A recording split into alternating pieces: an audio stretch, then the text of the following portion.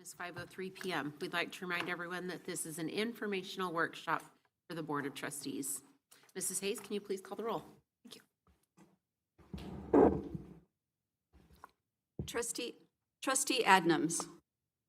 Here. Trustee Bullicus. Here.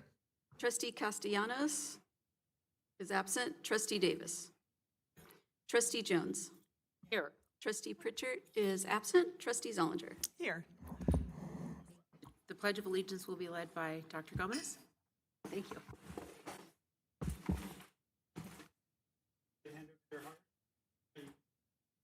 I pledge allegiance to the flag of the United States of America and to the republic for which it stands, one nation, under God, indivisible, with liberty and justice for all.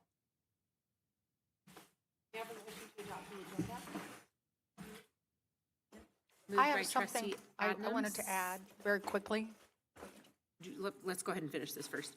Okay, but before we vote on it, I talked to Mrs. Hayes, she said this is how I should do it, correct? Is to ask to add something to the agenda. And that is just a one-word change to BP 5115, 51115. That's the language immersion, yeah. It's not one of the ones we're doing, but it affects one of the other ones. So when we're talking about immersion, PK and those, it would be appropriate to add those in at that time. Okay, so you don't talk have about to it add during it to the immersion, agenda. during TK? If you wanted to make a staff suggestion, Yeah, it Yes. would just, right. you would just do it to- at the same time. Yeah, Okay, it's not all a right, change all to right, the I will do agenda. that. Yep. Okay. Okay, moved by Trustee Adnams, second by Trustee Bullicus. All those in favor say aye. Aye. Any opposed? Motion carries 601 to adopt the agenda. I'd like to recognize Greg Hampton for Education Services Board Policy Review. Good evening, trustees. We have 22 policies that we are presenting for your feedback this evening. Before we start, I'm going to introduce to you the team that will be here that has supported the policy work and will be here to answer questions for you. First, we have Assistant Superintendents Meg Urbis, Jen Smalley, and Brad Shearer. We also have Executive Directors Chris Carter, Michael Gomez, and Darren Gindra will be joining us. For item 7, Suicide Prevention, Coordinator Omero Corral will be joining us. For item 12, Mobile Communication Devices, high school principals Ken Israti, Brittany Casey, Brad Baker, and Sina Abidzadeh will be joining us for that item. For items 18 and 20, Principal Michael Hatcher will be joining us for any questions about alternative programs. And then also a person maybe you haven't seen before, but the behind-the-scenes wizard who does all the revisions and will be taking copious notes, our Executive Assistant Angie Knowles is here as well. So with that, we're going to jump right in. We'll start with A1, First Reading Board Policy 0410, Non-Discrimination in District Programs and Activities. We are available for your feedback.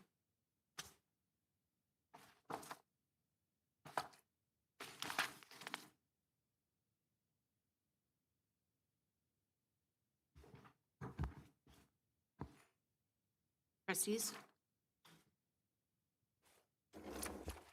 Trustee Jones? So I read the ed code on this, and I was disappointed to see that it refers to Apache, Chippewa, and Comanches as derogatory terms, because I'm pretty sure the Apaches, Chippewa, and Comanches don't think that. What I would like to say, and I don't think there's any problem with ed code, any conflict, is to say derogatory or potentially offensive Native American terms. I just think it's insulting to a ethnic group to say that their name is derogatory. So That same paragraph, I think you're talking about the fourth paragraph down on page 13. Is that correct? Okay, so I have that same paragraph kind of highlighted, and first off, I 100% agree and would like an alternative word there. And also, have we talked to our Native American, American Indian tribes locally as if they prefer American Indian or Native American? Because I know it's often a discussion, so I think what we should do is to reach out to our group. My microphone is not working. Oh, maybe it is. Okay. We have not specifically asked for that feedback. We tend to use Native American, but I'd be happy to reach out to our parent chairperson, who is actually also the chairperson of the Ahashiman Nation, and get their preference for that. Okay, great. Yeah, because as a Native American, American Indian, I think that's important, and I highly recommend that we change the word derogatory, because I agree, and my high school name was Braves and Apaches, and, yeah, so it comes with some concern to make sure that it's in line with what we're looking for. We do still have to make sure we in line with ed code though, so But we could choose another word. well, some of these are called out. Derogatory, I'm sure we could choose another word rather than, Yeah. is that the legal definition? Is that what you're suggesting, Gila, is to switch the word derogatory or? Ed code does say derogatory, and they do say Native American, which was surprising to me. Right. But I do think if we say derogatory or potentially offensive, that I think sort of covers it. And we could say Native American slash. American Indian. American Indian, whatever. I agree with you. American Indian is kind of a dated term, and I was surprised they used it, but. So are you still saying keep the? Oh, yes, those keep Apaches, names? right, because that's in ed code. I mean, this Yeah. paragraph comes right from ed code. Okay.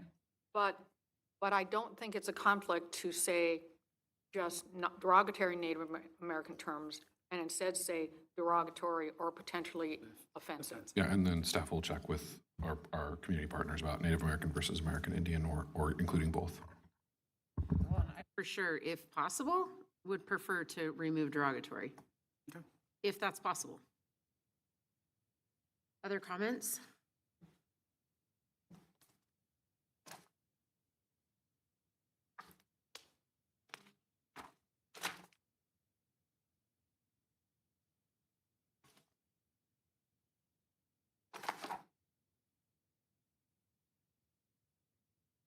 I'm looking at one more thing, just a moment. Trustee Adams?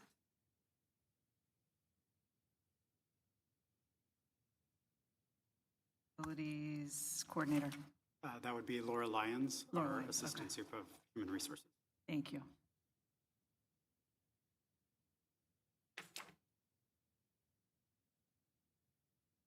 Question. Is my mic working? No, it sounds like it's working.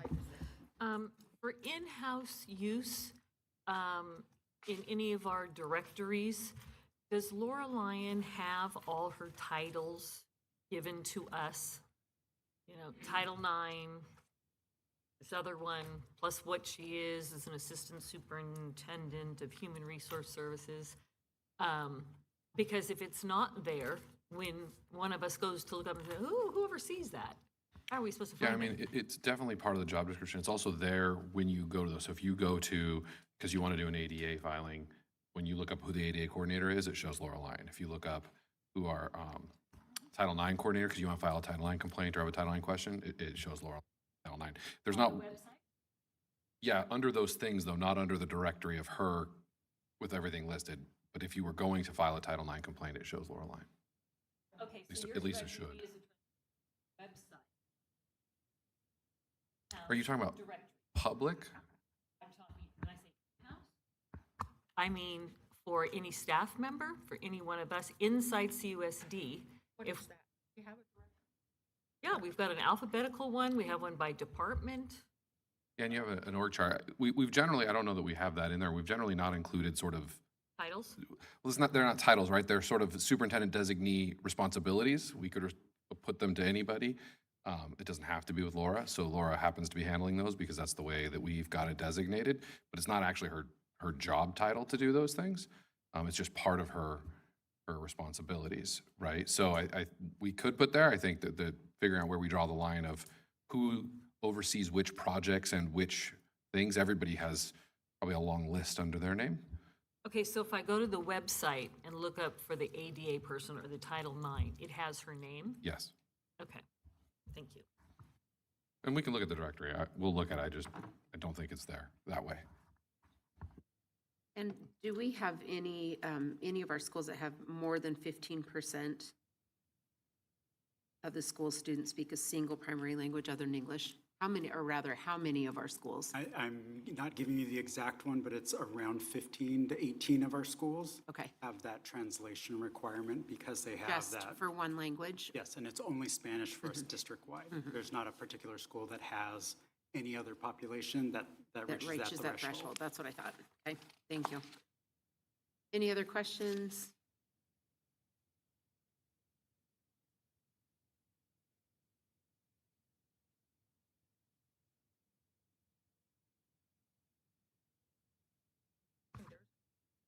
No? Yeah, I don't think there's, Oh, Just requires that we provide translation. So there, I don't know, there's an acronym for that, just, it's a requirement. Okay, any other comments? All right, I think we got some direction on that one. Thank you. Thank you. Okay, and we'll move on to, or A2. All right, thank you. A2, first reading Board Policy 0500, accountability. We're available for questions and feedback.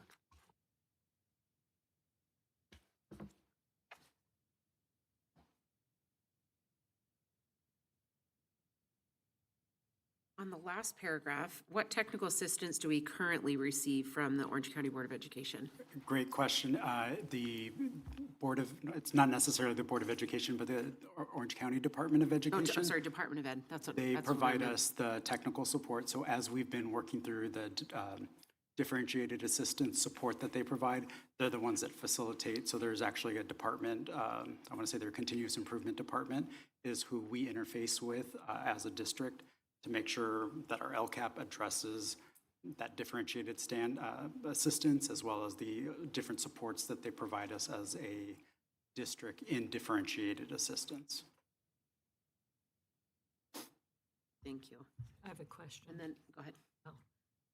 On the third paragraph, the first line, the district and each district school shall demonstrate comparable improvement in academic achievement for all numerically significant student subgroups. Is there a particular group, excuse me, a particular report that gives us that information right now? Or is it where someone has to be pulling that to provide that? We have to pull it. We do every year. So actually, in the last board meeting, we talked about those statistically significant subgroups and their performance, their growth, right? So we give the report to you usually twice, right? Once in October, and then this year will be a little later for the dashboard report, where the dashboard, when that, I believe, becomes unembargoed, November 13th is when it becomes unembargoed, so it's on our December timeline. That also, we review those statistically significant subgroups. We don't have a place where one report comes. We have to pull all that from the different sort of data sources that we have, but we provide it twice a year in this room.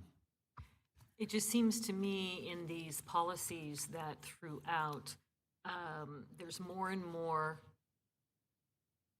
policy that states we will be given these numbers. And you have already shared with us, we don't have a reporting system that pulls it all. And so we're about to sign up that our policy states we will share this with parents, we will share this with everybody and have these numbers. Are we going to be able to live up to that? I mean, Yeah, I mean, we have so far, right? I mean, that's, like I said, that's one of the reasons we do those, one of the reasons we do those presentations in board meetings, right? That is a place where then that is public, it's available, it's accessible, we give that data point, right? So we do that, it takes staff time and work to put those together, but that is the work of our staff. We are investing in infrastructure to make some of that a little bit easier for ourselves with our data warehousing system that we're investing in, to give ourselves dashboards where hopefully it will become A, easier to pull, and B, easier to report on if we want to in interim methods with interim data points. But right now, we pull it and we present it in the board meeting for that reason, basically. okay, well then as we go through, I will start to point out on each policy where I don't believe I've ever been given that information before, and it seems like we're now signing ourselves up for it. So, Well, this one we definitely have done so, but yes, we'll talk about them. Trustee Jones? So, same paragraph, trustee Bullock has had a slightly different question. It says, district and each district school shall demonstrate comparable improvement. I don't understand how we can, and I looked for this in Bain and Ed Code, it ain't there. I don't understand how we can sign up for demonstrating comparable improvement in all these groups, because sometimes you just don't get it, no matter how hard you're trying. So why are we saying comparable improvement if Ed Code doesn't say we have to? And, well, I guess that's the question.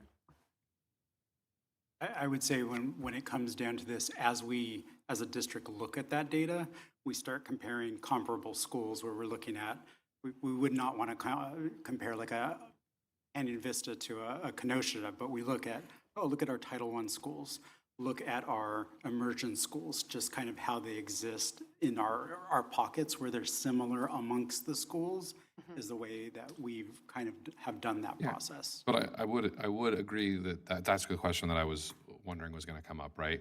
We're basically saying that we're violating policy if we don't show improvement. And there are years where, for some reason, different schools don't show improvement. So I think that we could look at that language. Because I think accountability, the spirit is that we're reporting on what we're doing. And yes, we're pushing for improvement. We don't definitely want to say no improvement's necessary, but I think we right, want a to give goal. ourselves, some. But actually demonstrating it, we're saying that was something we can't do, I don't think. Yeah, I think Okay. we probably look at some But as language a that goal, says I'm if we fine. don't show improvement, we're able Okay. to sort of do analysis and get to Okay. what we want to do about that, make changes, right? Okay, good. Other comments?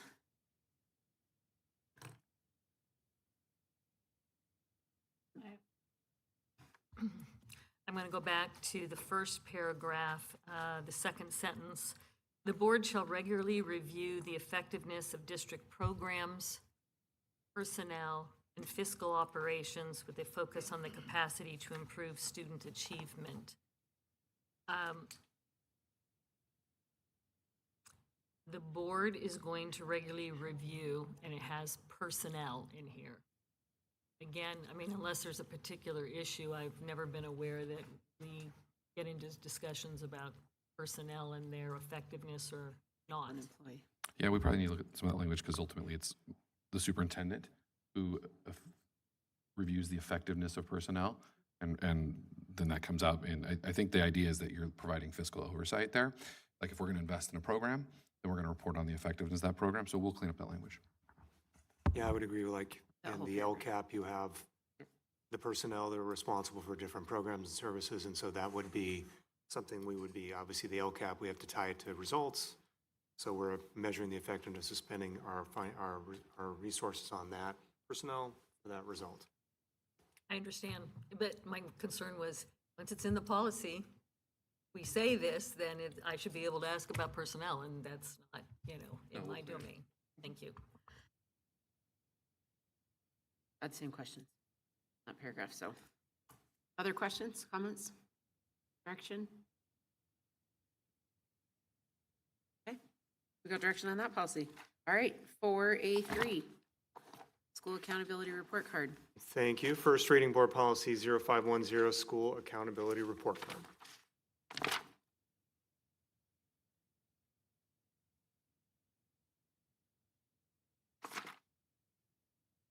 Comments, questions, anything to add?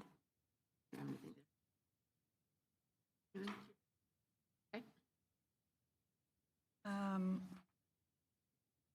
I was curious if we could see the school accountability report card, what it has on it. I don't have an example here, but I know they're definitely on our website. If I can get you a copy though. Okay, that'd be great.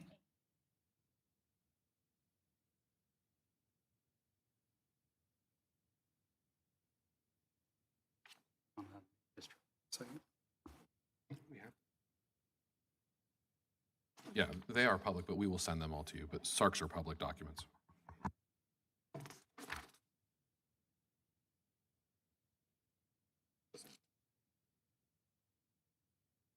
you okay? Okay, any other comments or direction? Okay, just the one, thank you. All right, 4A4. And the intervention in underperforming schools. Thank you. A4, first reading board policy 0520, intervention in underperforming schools.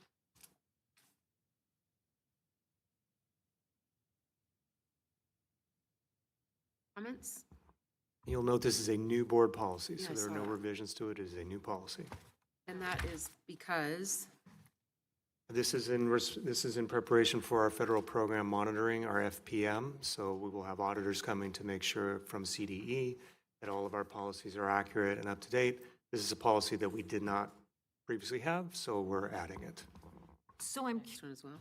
I'm curious, how did we have a 0520.2 but never had the 0520? That's very interesting. I do not know why that's the case. And that's why we're doing these workshops of 20-plus policies multiple times to get ourselves caught up and up to, compliant. But I think sometimes it's a matter of, there's like a CSBA policy that we aren't using. So we are just leaving that blank until one comes along. So I have a question for Dr. Brown. Kind of starting here on BP 0520 and continuing through, and maybe because I just haven't read enough of these board policies, I see that you're supposed to be having a lot of meetings with the county superintendent. Do you actually, in the first, number one, the county superintendent to review performance data, does Dr. Bean actually review each school districts on somewhat of a regular basis? Or do you meet with him that often? I can't speak to what he does and does not review. I would imagine that he has a team that looks, and then the districts that get put into like differentiated support or have certain areas that are in differentiated support, that's where their team then meets. So it's not like they're going to meet every year with every district. That wouldn't be possible for everything. But if you get put into differentiated assistance, his designees, like our department we talked about earlier, meets with my designees to talk about what is the technical support we need for differentiated assistance for whichever subgroup is in differentiated assistance. And then, so some districts he's going to meet a lot more with, others he's going to meet a lot less with. He does meet with all of the OC Soups once a month. He comes to our OC Soups meeting, so we talk about all sorts of things, not necessarily our individuals, and then he and I meet as needed. But I don't know that he individually reviews every school. I believe it's his department, right? Kind of like he doesn't review all of our budgets, but the OCDE is responsible for reviewing and qualifying our budget, and then they do, and they work with Clark, and we get a qualified budget. So we work designee to designee.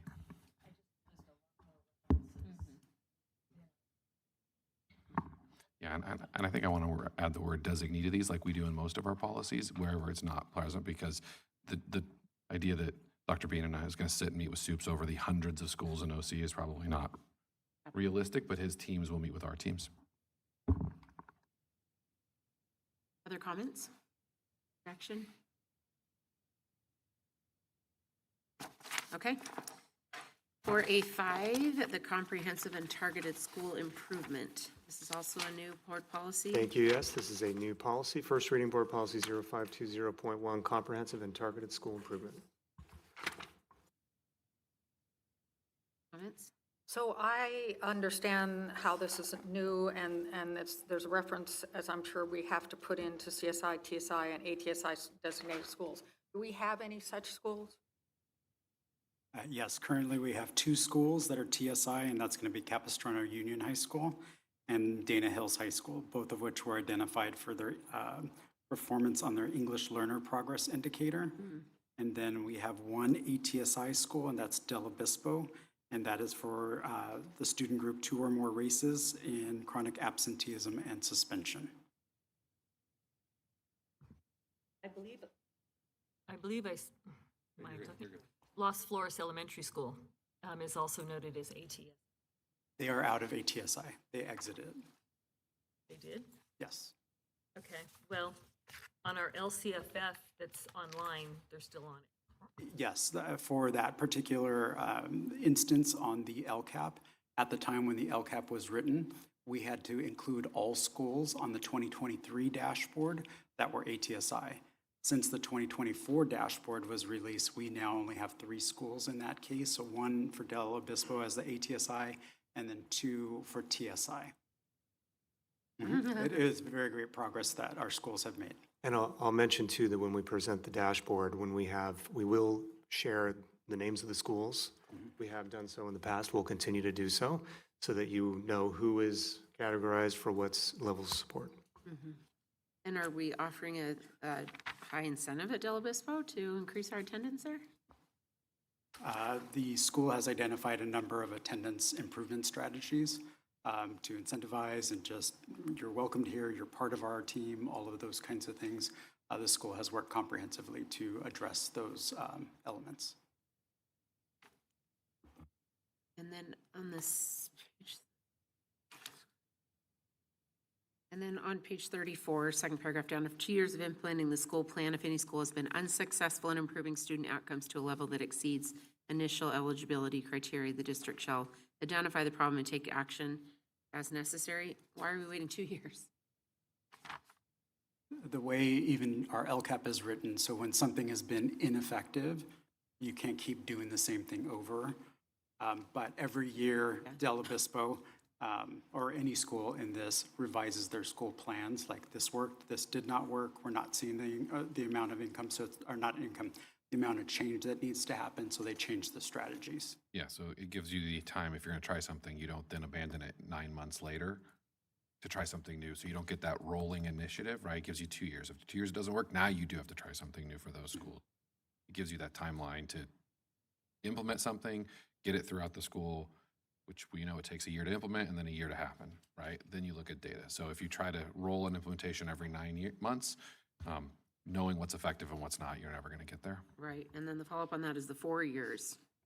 If it fails the student outcomes within 4 years to a level that exceeds the CSI eligibility, it shall be subject to more rigorous intervention. So we're giving it 2 and then we'll Yeah, work so on at it, that and point, then we have to spend more money and we have to do more to partner with other agencies and organizations. Basically, we're giving 2 years to try interventions, 4 years to see if we can figure it out internally, and if we can't, then we have something else we have to do. But we've been pretty successful in getting ourselves out of there. And I will say, President Davis, Capistrano Union was our CSI school, and they exited based on the 2024 dashboard. They they did? exited that status. Oh, great. Their TSI, a different label in this process, but they did exit the CSI, which was more harsh kind of a thing, to a Great. different level of support that they needed as a school site. So we do have our own schools that have made those progresses.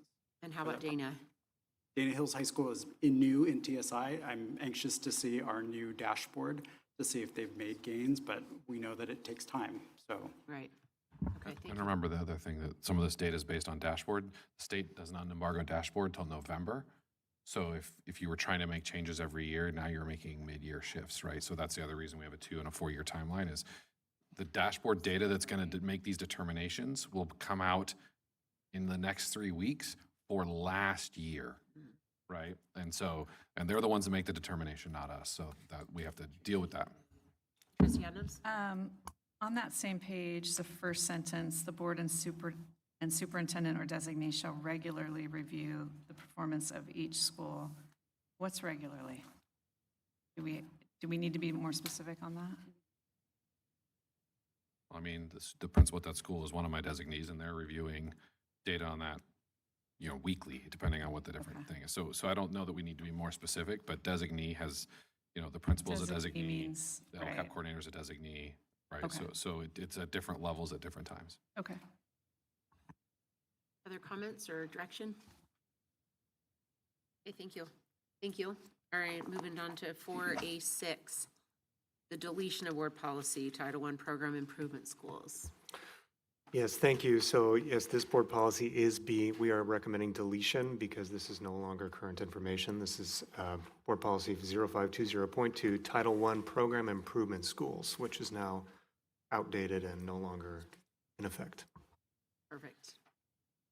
Okay, any comments? All right, moving on. Okay, 4A7, board policy on the suicide prevention.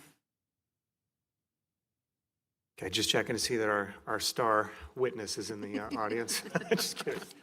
Coordinator Romero Corral is here, and he is the coordinator of our counseling services. So he can speak to if you have any questions regarding the actual work that's described in this policy. So we are presenting to you A7 first reading board policy 5141.52 suicide prevention. Thank you. Any comments? Trustee Jones? Okay, just a little housekeeping under, where is it? Oh, I guess it's actually the second new paragraph or third. where it names all the different people that interact with students, and we name crossing guards who are not our employees, but we don't name campus supervisors. I thought maybe we should consider naming campus supervisors and not crossing guards. I would leave it up to staff, but I just thought it was something that ought to be mentioned.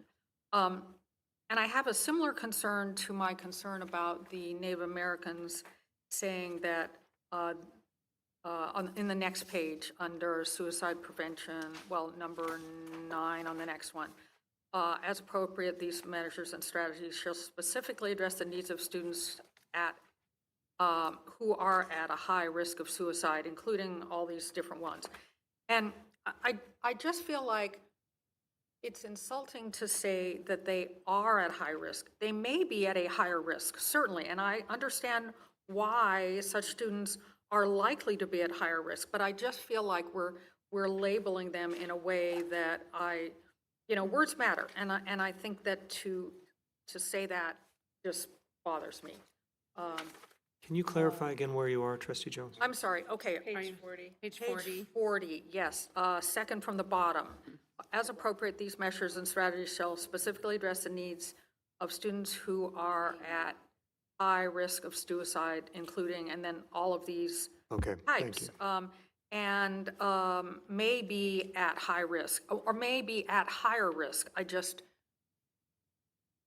don't like making assumptions about people. I just don't. And I feel like that was something just I like it. kind of insulting. Appropriate.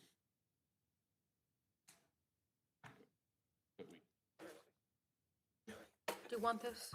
No. Okay, I sorry. have a question. I don't see where Where it lists crossing guard. Oh, it was the previous page. On It was over page here. 39, Page 30. Right here. number under Oh, number 1. right, Yeah, third paragraph up. got it. yeah. Number 1. Crossing guards are not our Right, employees, so that's we a have no city. authority over them. And I did, by the way, on this one where I just said that I had problems with it, that I did look at Ed Code, and Ed Code is not requiring us to say that they are at high risk. No, I'm saying that was the language being used. What we were talking about is that might be the language that's being used in a code, but that doesn't mean we have to use that exact word. So Right. it's not We're a substantive change recognizing for us, so that's fine. An increased risk. It's Well, it's- clearly an increased risk, but it's not like Yeah, no, everybody. Some districts do fine. pay their crossing guards. We don't. Right, exactly. No, I understand that. Okay. I have a question for Omero. Are we currently working with any kind of governmental agency in terms of our suicide prevention plan? It mentioned here on page 39, the first red paragraph that's not stricken through, that if a city or a county has a plan, that we might work with them. So I contacted the city of Mission Viejo to see if we have a specific plan, and we don't as a city, but they then recommended a particular source. So I just wondered, what are our sources? Apologize. When we calibrated for the current protocols as they stand, we coordinated with the county. Orange County Department of Ed has regional mental health coordinators. The individuals we work with are no longer employed, but the position is still there, and we still consult with them as needed. But as the protocol and prevention support stand, we coordinated with them, and additionally with CHOC, because they have a mental health inpatient program to which some of our students who present with ideations will be supported there. And so we just look to coordinate with as many educational partners, as possible to do so. Even inclusive of a small county contracted organization, Children's in Home Crisis Stabilization, is another agency that we asked to reflect on our current prevention protocols and support. And they just gave us additional language to be mindful of with regards to how we're screening students, since we're not conducting assessments and making determinations on our students. So those were the entities that we reached out to support the protocols as they stand. Has there been work done to work with our cities? With our cities, not that was directed to us by the county, CHOC, or the Children's in Home Crisis Organization, but I'm sure we'd be happy to. So always just try to be as intentional as possible. If we have partnerships that we can find, we use them. In Orange County, the mental health, a lot of the mental health funding that comes to the county is distributed at the county level, not the city level, right? So the county gets the disbursement from the state for mental health supports, then they contract with agencies and with the school districts who you can refer to, right? So it tends to be, at least for us, run at the county level more than at the city level, as many of our cities are very small and don't have that ability to get those contracts done. Just to let you know, the city of Mission Viejo, they work with the American Federation of Suicide Prevention. That was the recommendation. Not that I'm aware.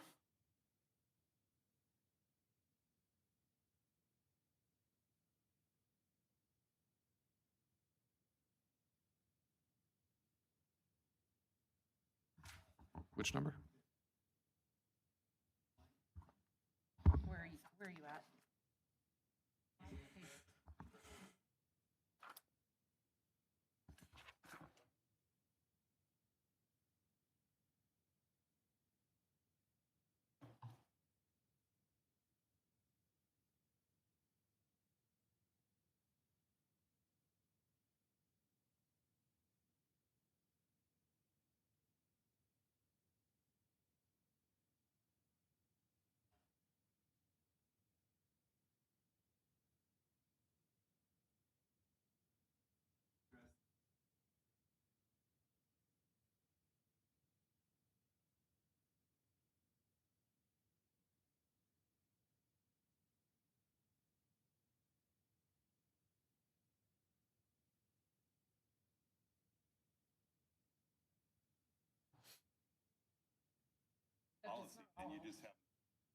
Do you But mean I understand the ones policy is listed or about what just we will high do, risk, not who is like at high risk. suicide? Well, right, but when you're listing, Right. they are at high risk. That's what he's saying, you could not list, but you Not can't limit change to, that but part. it could include, here's a bunch of people that do fit that file. Right. As an example, Yeah. so that if you need some clarity when You could put the example in the AR. Yes. Yeah. So the idea would be that because of these things that we must do for students who are at high risk, this isn't about defining who is at high risk. This is the intention of this paragraph is what do we have to do? So then you would put the how we determine risk and who might be at high risk in an AR. But you would just, so you would simplify that step. So it Okay. would list as appropriate these messages and strategies, Who- Period. period. Everything else would be Be in the AR. Mhm. Great.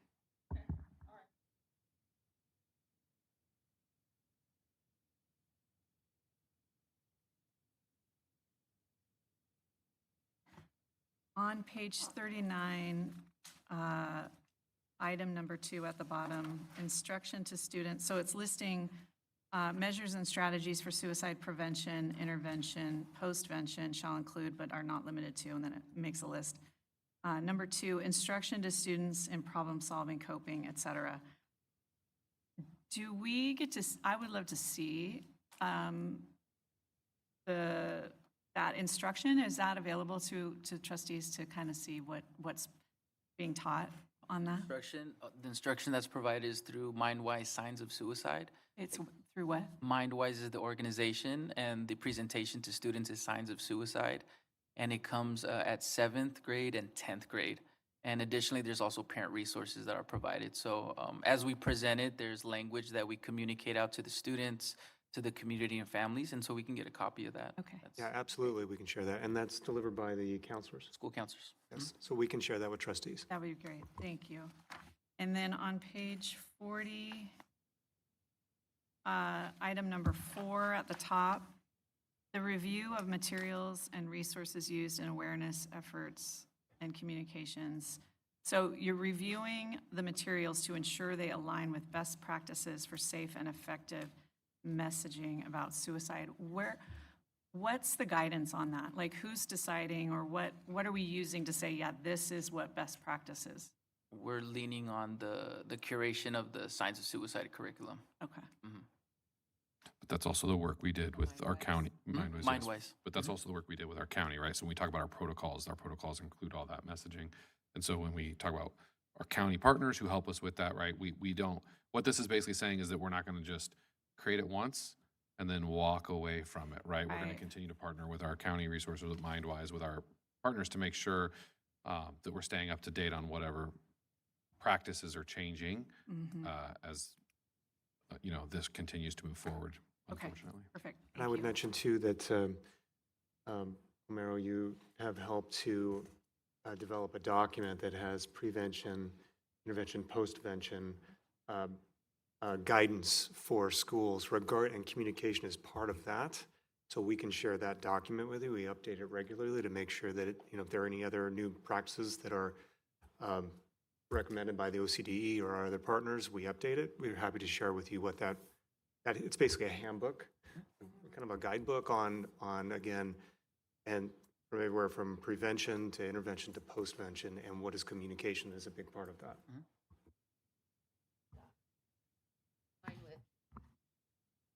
In line with trustee Pritchard's,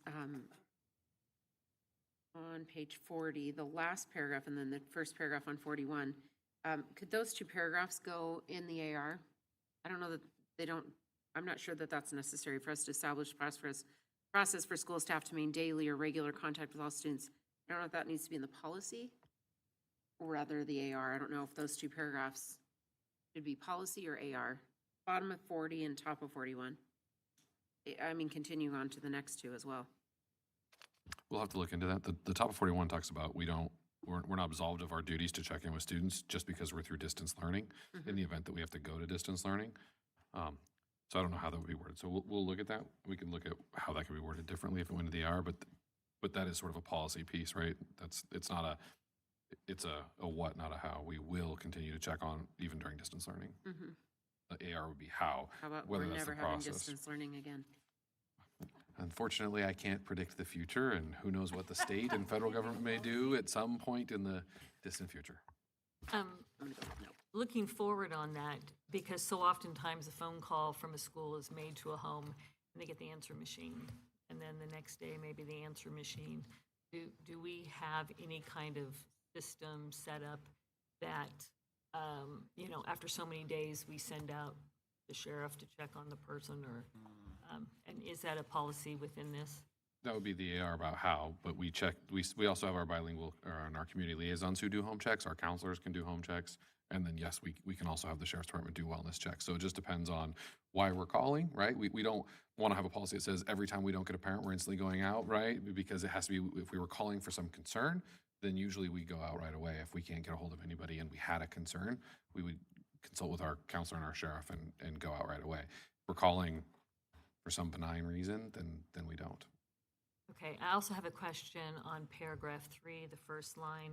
The board shall ensure that suicide prevention measures and strategies for students in grades K through 6. So most of our elementary schools go through 5. Then I assume we have a process that the elementary school, if we have students that are on maybe suicide watch, that information is then shared to the middle school that they are now attending. Yes, absolutely. The fifth grade, the admin counselors supporting, and as the student goes to the middle school or, to K-8, it's obviously much more seamless, but that, I would imagine that as a student moves and matriculates from 5th to 6th, there's the It's also- schools communicate and make sure that student that needs support, they're It's aware also of in the it. CUME and the student record file. So those things get flagged and they show up on the counselor's reports. when they I'm look sure at it. this has to do with the 12 and under. The laws within California on the over 12 or 12 and under. Is that why and I'm guessing we're making the change to say TK to 6? We do need that. Yeah. We do need to make that adjustment, so it does say TK. And I mean, this is critical. And I don't know if there's some way that we can strengthen this, but this is really critical that that it's really sensitive to the age appropriateness of the discussion. And they're little. So I don't know if we can somehow strengthen that it's like critically important, that it's very, very sensitive, age appropriate.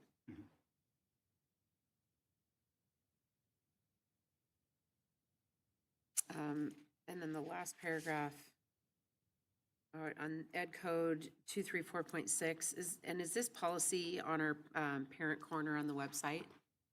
And the Ed Code, that connects with it? Yes, this policy would be posted on the website. Okay.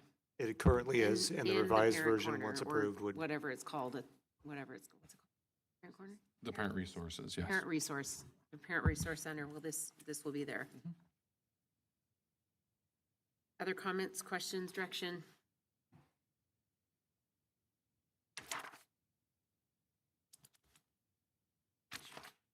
Okay, no other comments from me. Okay, anyone else? All right, thank you. All right, and let's move on to 4A8, before and after school programs. Thank you. This is a new board policy, a first reading board policy 5148.2, before and after school programs. Comments, direction? Okay, well, I've got a few things to say.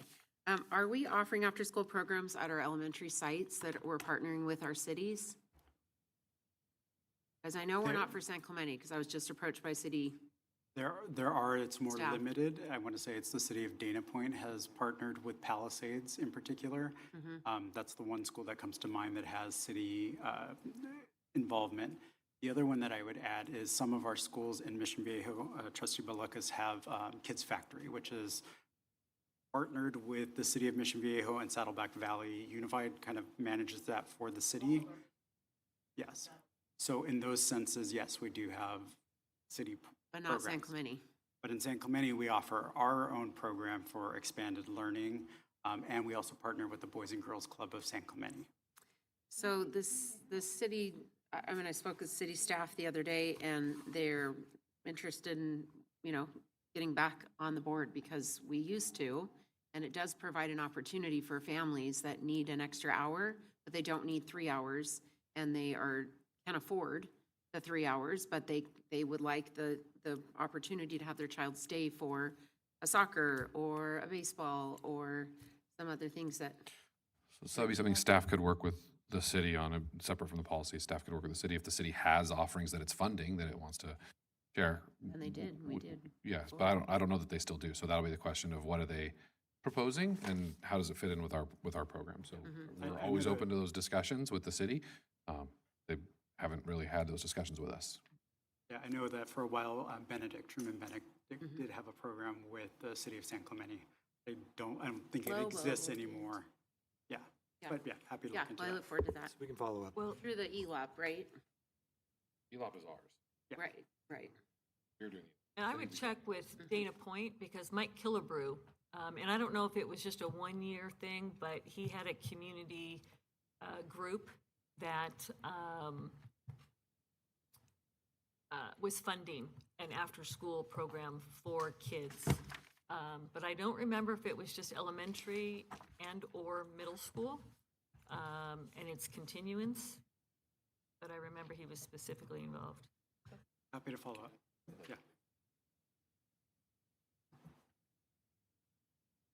So I'm assuming that this is not going to affect my area for prioritizing the, where did it say that? It's prioritizing the offering to sites in the lowest income communities. So my area is Ladera Ranch, Rancho Mission Viejo, Flag and Wheel Elementary. Are we going to see any after-school programs? And Yes, at all of those schools in your area, actually, all of our elementary schools do offer a YMCA program Yes, that we yeah. partner with. And so there are students that are partaking that are part of expanded learning. Basically, expanded learning Right. pays for those services. That does happen at all of our schools. Well, I love the idea of the 1 hour. Like, I know that YMCA is available for pay, and then I believe there's opportunities for kids who can't pay, but that type of a program where you have a 1 hour would be amazing for some of these kids to be able to utilize that. The YMCA, I know in Mission Viejo, at least for, I want to say, is it kinder or first grade? I believe they have a program to extend out the day. Do they not do that anymore? This is going back to the days when my kids were there. I want to say that that's for TK students, that they do the all-day, they're with us for 3 hours and then do. And then they go to that, and then if they Yes. still need more time, they go to Kids Factory. Correct. Yeah, okay. Thank you. Any other comments? Sure. Because I think that's confusing. So how ELOP funds are coming into the district, right? Which offers before and after school program to students, specifically for low-income opportunities for parents, and that's at no fee, correct? Then how is that in collaboration with like the YMCA or because you're Great. saying there's monies that are going, so Great. that I'm a little getting confused. Great question. So we work very closely with all of our YMCA's and then our two partners with Boys and Girls Club of Capistrano Valley and then San Clemente. When families register with them, Okay. they actually send us a list and say, do any of these kids qualify for ELOP? Oh, yes, they do. So then the Then ELOP funds They invoice us and we pay for those those costs. specific children. The other thing Thank that we you. do is do a big outreach, Thank kind you. of August and September, Okay. that we find out, because it's really our Yes. unduplicated kids, our Yes. English learners, our Yes. low income, and our foster Completely youth. makes sense. We Yes. send those families specific invites and said, if you want this, this is available for you, we will cover the cost for you. So for those particular ones that qualify for Yes. ELOP, we reach out specifically Is and there the say, same communication between all of our partners that are at our school sites, like let's say Mission Viejo's Kids Factory or whatever it's called, and other sites have YMCA? Because it's not consistent across the district that it's one organization. So we don't pay the cost for Kids Factory. Okay. We cover the cost for either YMCA, which is at every elementary school. Okay. And then for those schools that are close enough or that we have transportation for, getting support from the Boys and Girls Club. Okay. And so literally Okay. every school is customized. So if a student like at Okay. RH Dana, we say, would you like to go YMCA on campus or would you like the bus that'll take you to the Capistrano Valley campus for Boys and Girls Club? So we give families the opportunity. okay. Which one would you like? Options. Same is true in our San Clemente schools. You can take that. Las Palmas is actually a great example because they actually have three options.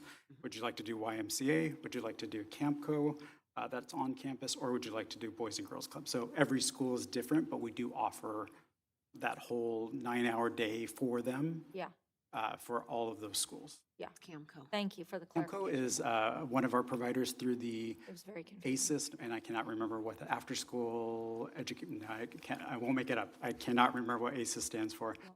But they are one of our 5 providers for an after-school program that we get, a specific grant that we get. 4 of our partners are YMCA, so at some of our schools, we either offer YMCA through ELOP or YMCA through ASIS. Just for clarification, in the city of Mission Viejo, Kids Factory is subsidized by the city of Mission Viejo. Yeah. When my kids went to elementary school, it was $25 for the full school year. Mm-hmm. And it was a great insurance policy if I was running late. I know it went up to like 100 and something, but it's still very low reasonable. compared to other after-school programs. Yeah, and I think to reiterate the point that you were making, Trustee Zollinger, that ELOP is not at the expense of non-ELOP students. They all have the opportunity, which is it's good to know that it's not like, okay, they're taking all the seats. Right. The ELOP program is taking the seats from students that wouldn't qualify. So it's still available for all. It's just the ELOP funds it for those that qualify for it. Awesome. I'm wondering how we monitor those programs, because my daughter actually was in YMCA when she was in kindergarten, just to do the full day. And it was right before we went to full day kindergarten course. That was the next year. And it didn't seem like there was a lot of academic support there. Like, so I'm just curious, how do we monitor that? Has it changed a lot since then? It's been a few years. That's a great question. We actually work very closely with them. And Beth Ewing, our director of Expanded Learning, and myself, we actually go visit the school sites unannounced and do check-ins on them often just to see what's going on, what are your procedures. We check in with the individual site directors. We have a very collaborative working relationship with the executive director of YMCA, where we're constantly in contact with them about if any parent had a concern, they're either sharing it because it came through them or from us, so that we have that ongoing relationship. I would say at all of our YMCA's, though, we have our CUSD teachers that go to the YMCA and do homework support for them. So we do have some elements of that. We also recognize it's been a long day at school too. Like, we don't want to spend 2.5 hours of doing homework. Like, we want them to have fun too, because that's definitely part of the program. I'll just add to that, because the city contacted me to ask my view on continuing pay for Kids Factory with the YMCA. And so I reached out to all the principals in Area 7 Mission Viejo. And unlike when my kids did Kids Factory and it was just playing on the playground, they had very, very positive response on their YMCAs. And that they actually did have a curriculum and they worked with their people and it was, yeah, they absolutely wanted it, thought it was terrific program. There are standards that the ELOP programs have to address and make sure they have food components, they have to have teacher components, the staffing requirements also are at a higher level too, because it can't just be anybody. Whereas Kids Factory, their employee model looks a little bit different. I'll just leave it at that and let you make your own inference at that point. But truly, like, we have to have certain levels of, like, any of their staff that work with our kids in these ELOP programs have to have like an AA or qualified, like what our own instructional assistants or paraeducators have to have. They have to meet those requirements. And actually, that's part of our federal program monitoring that CDE is looking for. Like, okay, you're saying this person is serving students at this school in an ELOP program. What are their qualifications? And we actually have to demonstrate that for CDE. And the YMCA does work on maintaining how they hire people and making sure they meet those minimum qualifications. It's actually written into our contracts that we have with them that they have to maintain those levels of detail and make those records available to us so that we can support that in an audit process.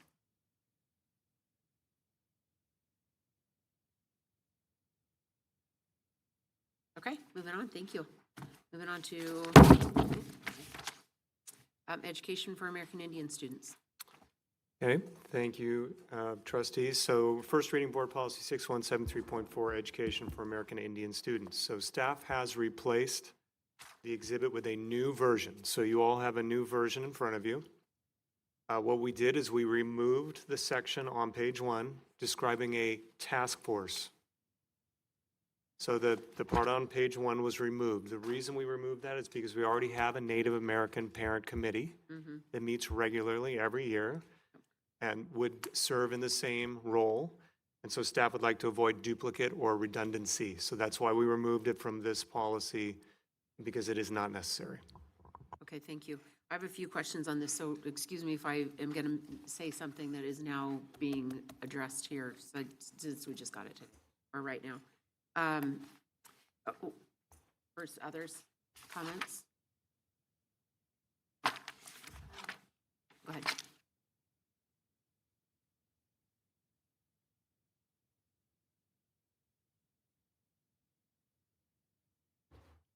Correct, it is a new policy. Brand new, okay. Go ahead, Lisa.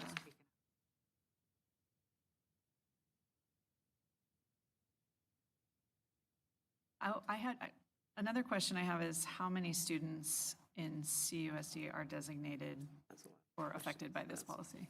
To date, we have 107 students that have identified using the federal form that we've verified their tribal affiliation. 107? 107. Okay. And we're usually about 120 per year. Okay. And why is this policy coming from the state? Is this a new policy that's directed from the state? Because I know that's 0.1% of our. Correct. We do operate a Title VI Indian education program under the U.S. Department of Education. We do that annually, and we are awarded funds from the U.S. Department of Ed. So we should have a policy that addresses a Title VI program. And so that was the attempt, is to make sure we had a policy in place to address that, because our existing policy, well, there wasn't an existing policy.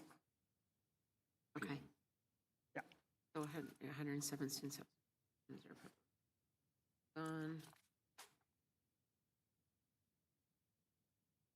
On page 50, the last paragraph under education for American Indian students, at least annually, the superintendent or designee shall report to the board on the outcomes of American Indian students, including but not limited to school attendance, this one. When do we currently receive this information, or this will be new, that we will now be receiving this? That would be something new. And we should expect it It'll be in our normal October sessions we do. Yeah, the challenge will next be, year. in many of our schools, we don't get the data because the number of kids in the school is not statistically significant. So what happens is the state then represses their data, so you can't find them. So it's going to be a challenge for us. We were going to have to find some unique ways to report on there because we won't get aggregated data for them. Right now, like one of the things that I report on our Title VI progress to the federal government is I do use our dashboard data, but oftentimes we're looking at like 22 kids of our 122 that actually tested and those kinds of things. So I report it as that and put a caveat Too like, minuscule of a number it's too to- small to generate a number, but this Yeah, is. because remember, it's 107, but they don't all test, right? Only 3rd through 8th and 11th test. So a lot of them don't test. And so then, like I said, because of student privacy, if you know where a kid goes and you know they're one of 6 kids, it becomes easy to figure out who's got what score. So then those numbers are repressed. Right, and I mean, several of them will be families, right? So then you can kind of navigate correct. some of that as well. So, okay, any other comments, direction? I have one more question on page 52, second to last paragraph. Superintendent, maintain a record of information establishing the status of each student as an American Indian student eligible for assistance through the Federal American Indian Education Program. Who does this work? Will that be you? That's work I do along with our special grants technician. That helps, we curate through data, we find out students that are going to need additional tutoring support, and we actually use our Title VI grant funds for programs like Professional Tutors of America, CC Prep, whatever the need might be. We try to make that need, because part of the goal of Title VI is to increase academic achievement, increase college-going rates, and then the other one is cultural awareness and have cultural events. So those are the 3 aims of the goals, and that's what we curate and reach out to families to make sure they know this is eligible for you. So in our September, meeting with our Native American parents that we held here, we actually brought our different vendors in saying, this is what Mathnasium can support you with. This is what Professional Tutors of America can help you with. And then those that don't reach out, don't come to those meetings, we make sure we push out that information to all 100+ students so that they know that they're aware there's lots of resources that are available for you as a Native American student. Great. And approximately how many people did we have at the September meeting? It was a smaller one, so I think we had about 16 people. Yeah. Thank you. 6.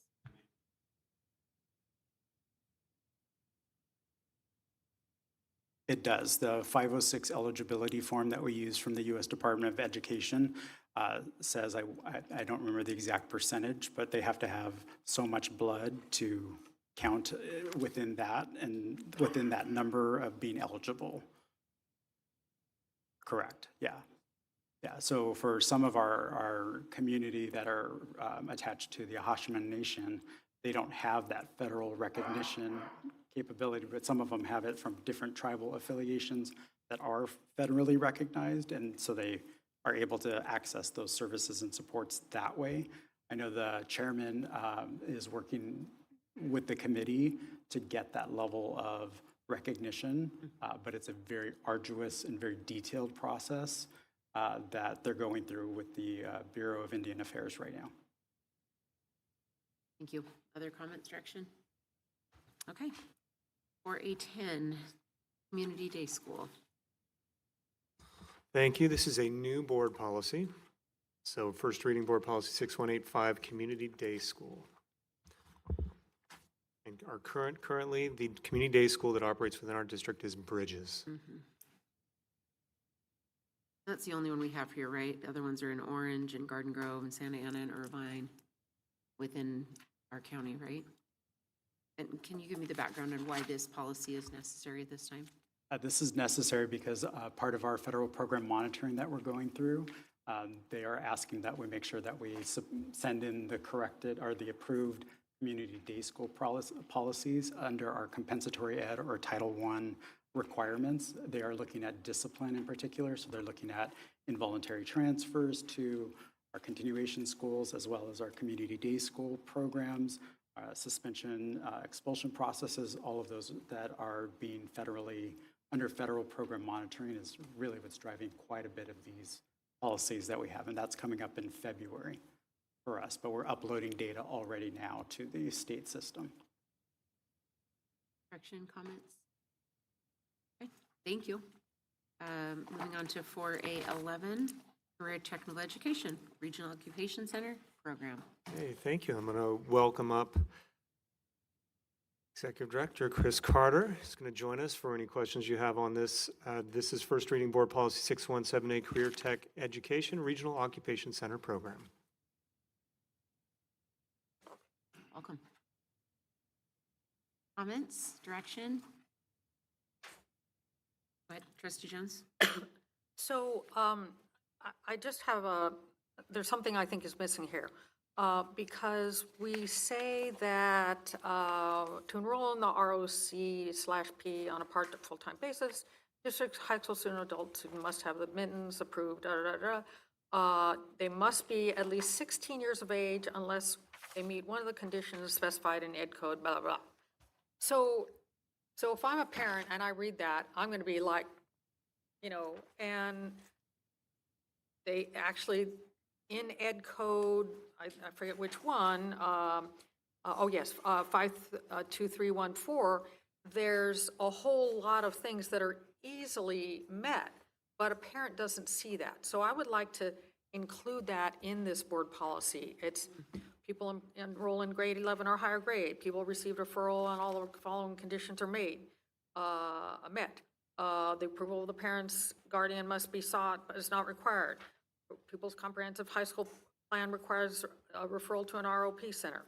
A pupil is enrolled in a school that maintains any of grades 9 to 12 inclusive, which, we've got this. So in any event, I'd like to see all of that in there. And I supplied it to Mrs. Hayes so she could easily pass along. I just would like, the 6,000 series, parents read those. And when there's something that they have an issue with, we hear from them. And I'm sure I'm not the only one. I think Mrs. Hayes and probably the superintendent hear from people. Anyway, I just like that. Top of page 59, just so you guys know where she was referring to, it's top of page 59. What's that? Top of page 59. I was Top of orient page them to where you were talking First about, paragraph, page 59. Oh, so that they knew where we were talking. And just to I know clarify, what I'm talking about. to clarify on that, that's for our regional program, so those are after-school programs. If a ROP class is offered during the school day, entrance into that is determined by the high school. So whatever policies we already have, we do not have age limits on our ROP or CTE classes in Bell. This is only for after-Bell programs, and we could easily add that in. Yeah. I like it.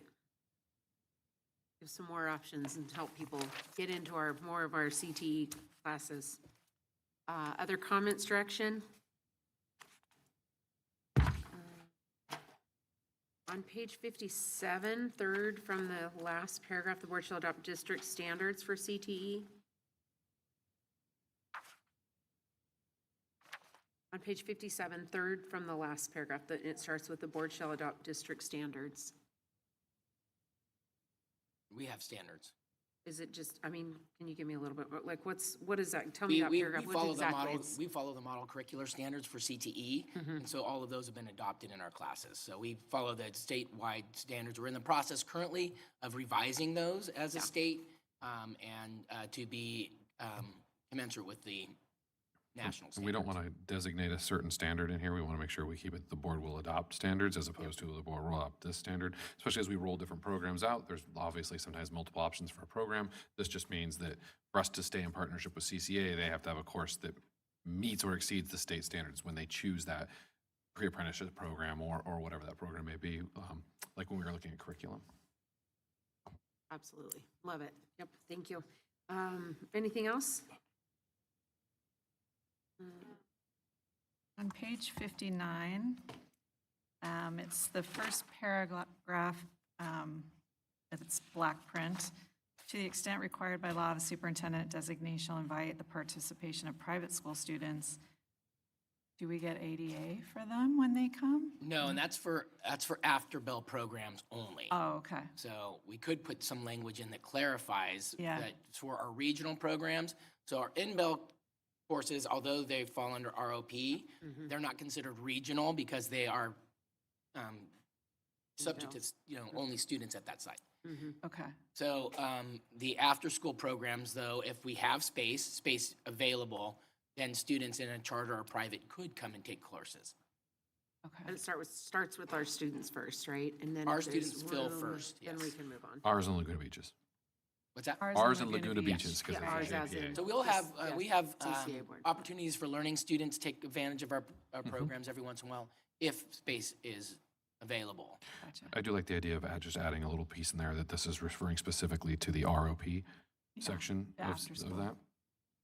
Yeah. It also, I mean, it's talking about Perkins, which has its own very specific set of rules for Perkins funding, but I think just adding the ROP part will be clarifying.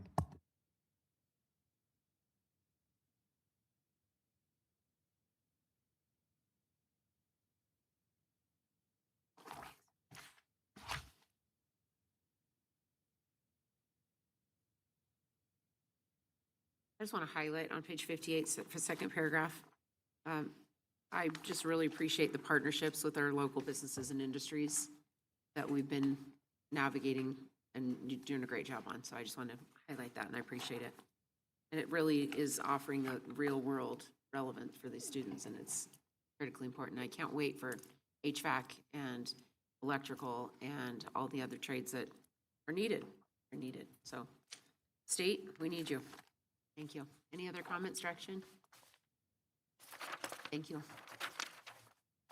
Okay, moving on to 4A12, mobile communication devices. So this one you guys have seen before. That's why the principal's here. So the yellow highlights represent stuff that came as the result of your input last time we discussed this policy. So this is coming back so you can see those changes and talk through it one more time, and then it'll obviously continue to come back one more time later in the year.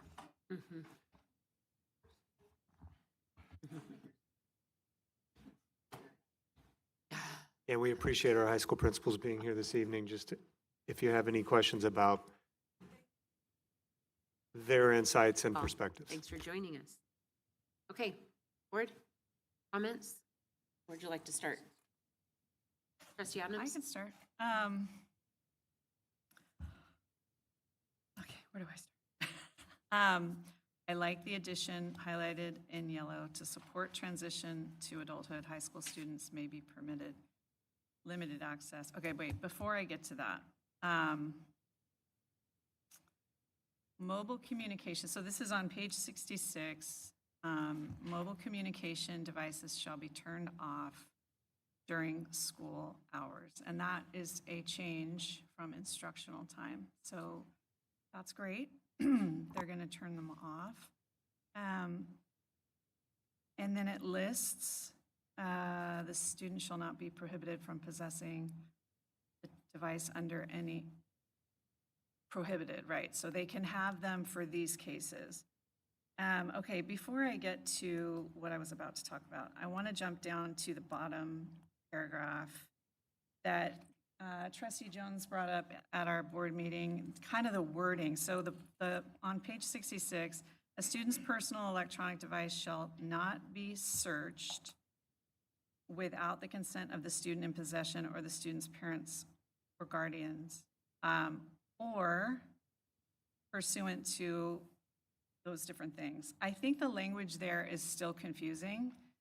And I know that Trustee Jones had offered, we need the word "or" in there to list out the different times when they will be, we would search them or search the phone, the electronic device.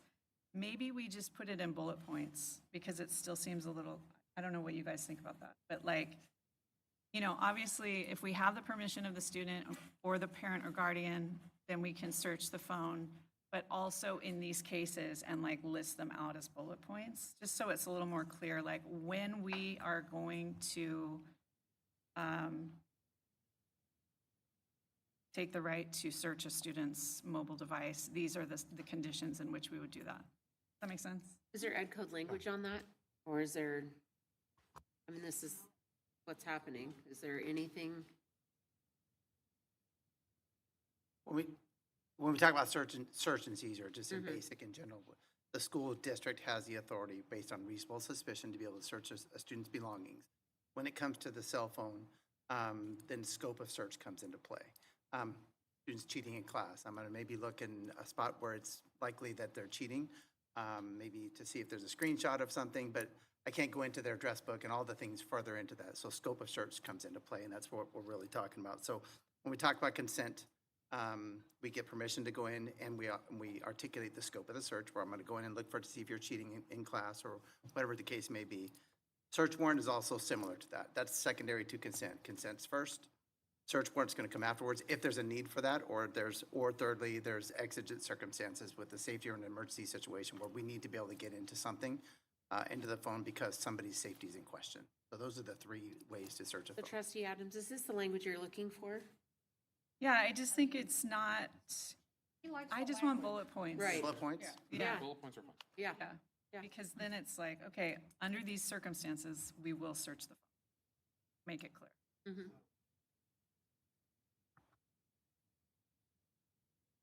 Mike? I'm a student, I'm doing something that raises a level of suspicion that would now, in my professional judgment as a teacher, say I can enter into this electronic. Not a teacher. Not a teacher. Okay. It would be an administrator. So the teacher informs an administrator during a testing process, hey, I have somebody that I believe is now suspect of cheating in a particular section. That administrator comes down to that class then, seizes the phone under the authority here that we're giving them. Teacher can confiscate the phone? Okay, so or- the teacher can take the phone? Yes. They cannot look inside that phone? No. Correct. So now I have to call my site administrator, hello, come down here while this student waits for an answer whether or not they were cheating. The time is still going on their test. That site administrator comes into that classroom. They now have the authority with this board policy. Limited scope, as you said. Right. To look into this. But there's going to be consent as well. Consent needs to be given as well. I'm going to look at your phone because there's Yeah, evidence to cheating's show probably that- not the best example. I don't No, know how many yeah, of you're our right. administrators are going to look in a phone for cheating, I'll be honest. Do it without a code. Yeah, Right. yeah, you would have to have something more than cheating to search a phone. As a gun. Yeah, well, that'd be search and that's seizure, not of another the phone, extreme. though. That'd be, Right. yeah.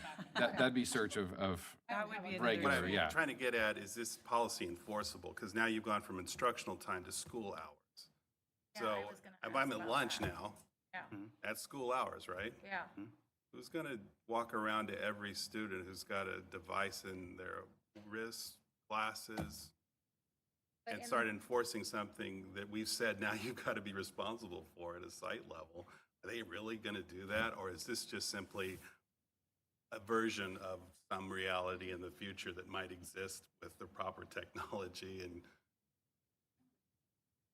well, no, you're saying, look here, we crossed out instructional time, Yeah. which makes sense to me if I'm a teacher in a classroom and I have students that are now I'm responsible for. But now outside of that space, you're saying school hours. So I've driven onto the campus and the bell rings. At that point, all mobile communication devices shall be turned off. Not may, shall. So who's really responsible for all of that? But you're allowing them to use their device here Yeah, that's during true. school hours. That's true. So that doesn't make sense.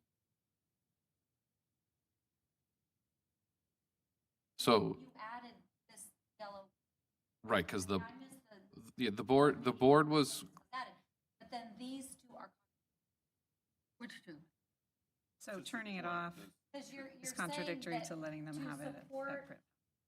transition to adulthood, limited access to their during right, so a lot of our policies are, school hours. so a lot of our policies are written out, here's the policy, and here's the exemptions to the policy, right? So this is the policy.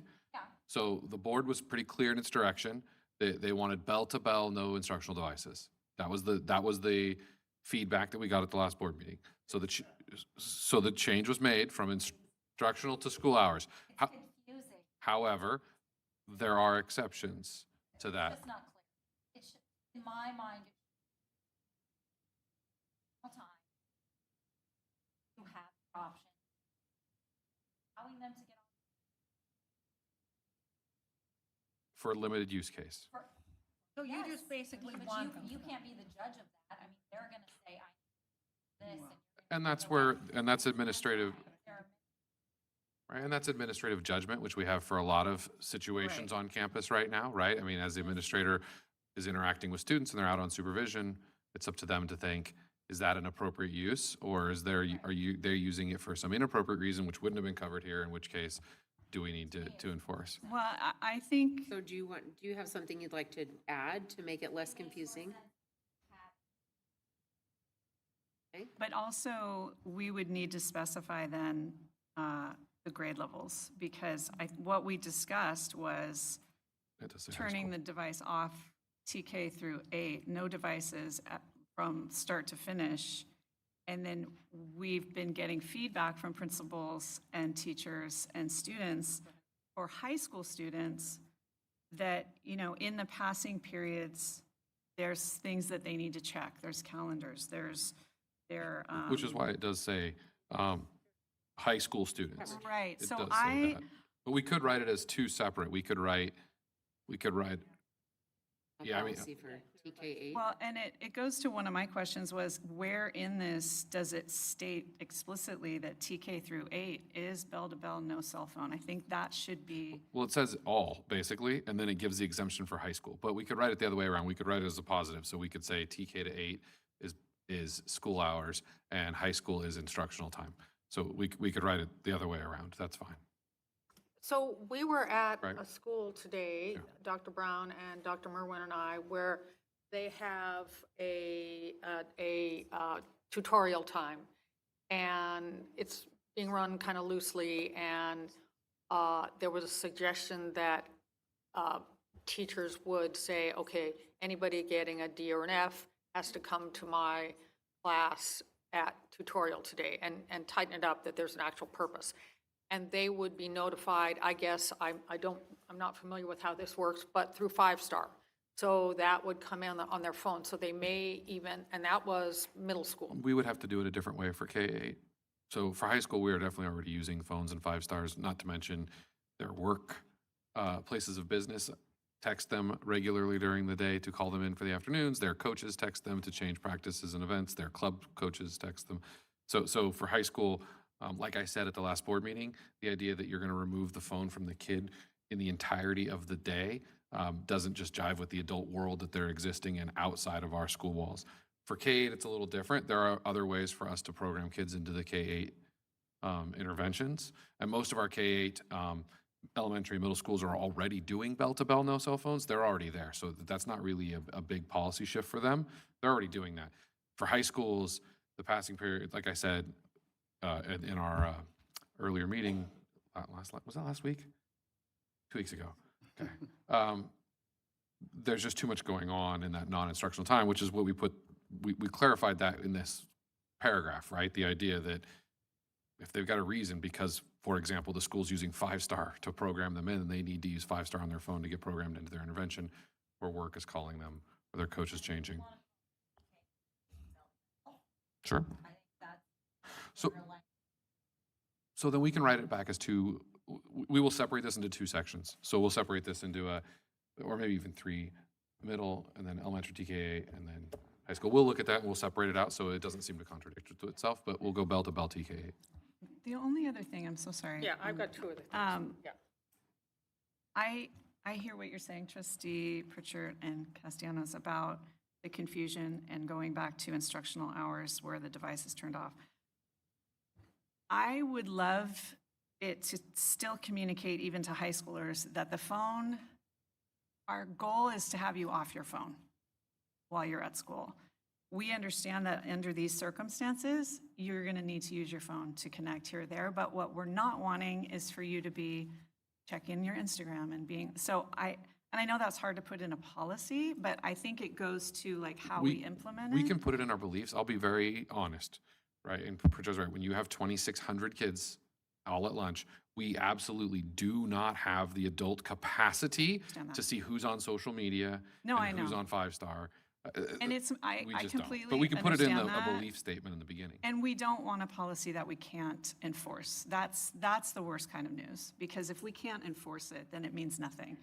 But I guess I would just encourage the principals, just in the communication with kids, it's like, hey, our goal is, the top priority, or not priority, the highest, the greatest desire would be for you guys to be communicating with each other and having live interaction and not just be scrolling on your phone. So however the principals decide to implement that, Put that in the repeat it. so in that sense, I still like the wording of turning it off during school hours, except for this particular condition for high school kids at this time. So that's my input on changing it back to instructional time as opposed to keeping it turned off. I think turned off except in this case. No, Trustee Jones, I think you had a comment. Yeah, I have a couple, but one of my concerns with fooling around with this very much is that we've had the high schools and I guess the middle schools piloting this. And it was Mr. Ezrati who I think started it, Tesoro. And I don't want to take their pilot and say, yeah, we don't care what you did. You guys figured out what worked, what was going to work and what wasn't going to work. And I don't think we can just throw that away. So I'm interested in what you have to say on this, because I know that, for example, there's got to be times where maybe you're in a play and you're learning your lines and you've got those on your cell phone and you're getting them out and all the kids are standing there and reading from their cell phones. I don't know. I haven't been in drama practice recently. But, okay, all right. See, I make up a lot of things that turn to come out true. But, so I think there are some valid reasons sometimes to have cell phones, but I think that there are times when it's doing more harm than good. So I want to give, time to you, but I also have one thing that I need to mention, and that is we had this sentence, have a sentence in the policy that says, when a licensed physician or surgeon determines that the possession or use is necessary for the student's health and well-being. And then I wanted, again, from Ed Code added, and it didn't get in this version, and that was when it's the possession or use is necessary for the student's health and well-being, and use of which is limited to the purposes related to the health of the people. Meaning, if you've got diabetes and you've got a diabetes monitor app, then you get to do it. But that doesn't mean that you with diabetes get to use it for everything else. And so then we've got some kid who, I get to use this. Again, we need to be clear to parents, so I think it's really important that we include that. But like I say, I want to know what is going to work for you, because I am not going to be administering this policy. You are. And Trustee Jones, just to speak to that language which you're referring to, the Ed Code 48901.5, and Darren can speak to this further, is the newer Ed Code. The language here is from the newer Ed Code, and the one you're citing is the older Ed Code. The newer Ed Code is tied to the No Cell Phone Act policy. I can't remember the name. Can you describe, just so you understand why we didn't put that language in? I just want you to know. Okay, but it's in two parts of the Ed Code. I mean, if it's new since Friday, you got me. But I woke this up on Friday. So yes, the Ed Code has in one part where it only mentions the physician and surgeon, but later on in the same thing, it mentions this other part. Right, so you're I mean, I could be wrong, but I was pretty careful. You're not wrong. It is written. The 48901.5, that was amended in 2002. And that was referring to more like pagers and electronic devices. That's the older section. That's where that statement is written in that piece, that additional piece. The 48901.7 is the amended version based off of AB 3216, which is the Phone Free Schools Act. And it truncates that piece off, same language, but it takes that last piece off.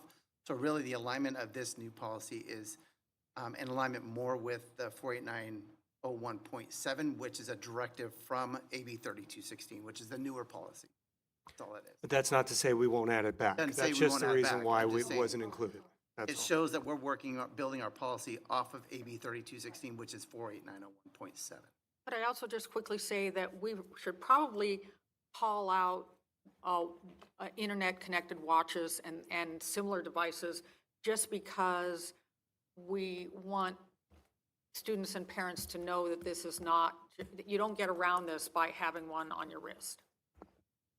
And that's one of the reasons we didn't call it the cell phone policy, and we called it the mobile communications device policy. That gave us the breadth to also think about something that we aren't thinking about that becomes a mobile communication device 3 years from now. It's the Apple Wi-Fi ring with cell phone. I don't know. But that's I'm not just on here like, yet. but it'll just be covered under this policy. Yeah, my Just not reading my implants, they brain. just go straight in. Right. And Trustee So Jones, there's did you want to hear two- from our, there's from our two principals? things. One, yeah,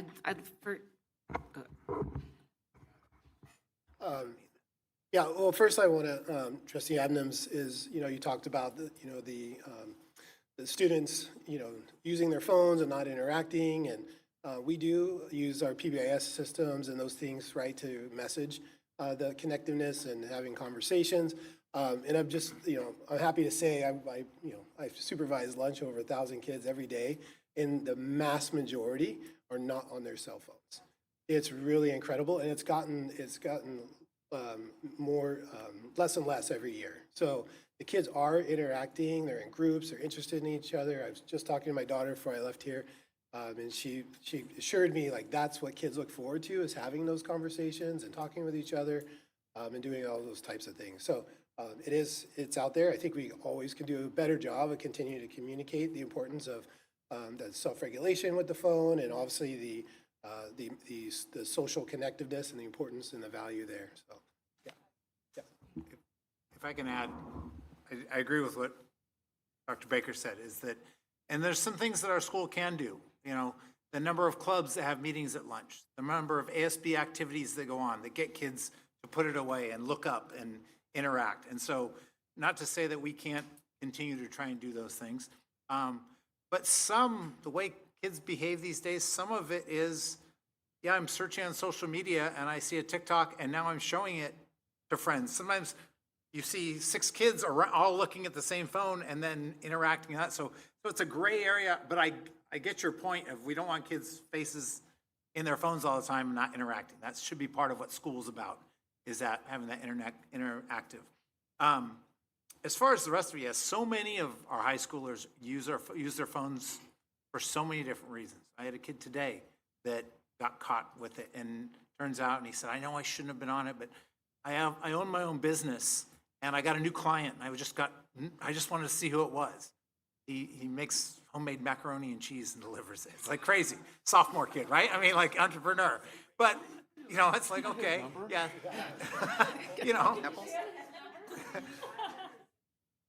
Yeah, exactly. And so, yes, would have been better you waited until passing period or lunch to look at that? Absolutely. And so those types of things, I think, and I've found, this is our 3rd year at Tesoro with the cell phone policy. I found that we can make that reasonable accommodations to kids and get them to buy into, put them away during class, and don't try and sneak them, and don't do this and don't do that, knowing that we're being reasonable in the policy by giving you access in between periods and at lunch. We're not talking about a 6.5 hour window where it's cold turkey. That a lot of them, because otherwise that's what they'll do. If they think it's gone for the day, there will be more deception and everything else. We'll be fighting that, as opposed to saying, you guys understand why this is reasonable? We want you focused on the learning. And I think that kids have really bought into that and accepted that as a rationale for the decision. That speaks to the amazing job that you guys have done in implementing this policy and communicating with your students and understanding them. And so I appreciate that. And I think that's where I think they will rise to the occasion, and they will be on them less and less, and they will be hopefully less addicted to them, and, able to utilize them, hopefully like the rest of us adults do. We use them when we need to, and we put them away when we should put them away. So I think that's great, and I love to hear just how you're messaging it and how it's rolling out. I think that's the key. They will follow your lead, so that's great. I have a question, and it's for you, John. We talked about this last night. I was there at the event. And question number 1 is the situation we talked about, cross-country. Yeah. Was that after school, or was that during the class period, that incident? I think at that time, the coach wasn't it was a walk-on, so it was after school. So they had it, but as he became an elementary school counselor, it's now during the school day. So it would have been fifth period in our bell schedule now. So, Okay. yeah, it would have been helpful because most of our cross-country teams are at some point in the middle of city kids, so like barren wilderness, but it's really just the canyon or whatever. But to have both a device that we could find them if we needed to, if a parent really needed to find them, if they're out running cross-country, or if an emergency situation like that one happened, would be really, really crucial because they're obviously off our campus and out in the community as well. Well, that gave me food for thought.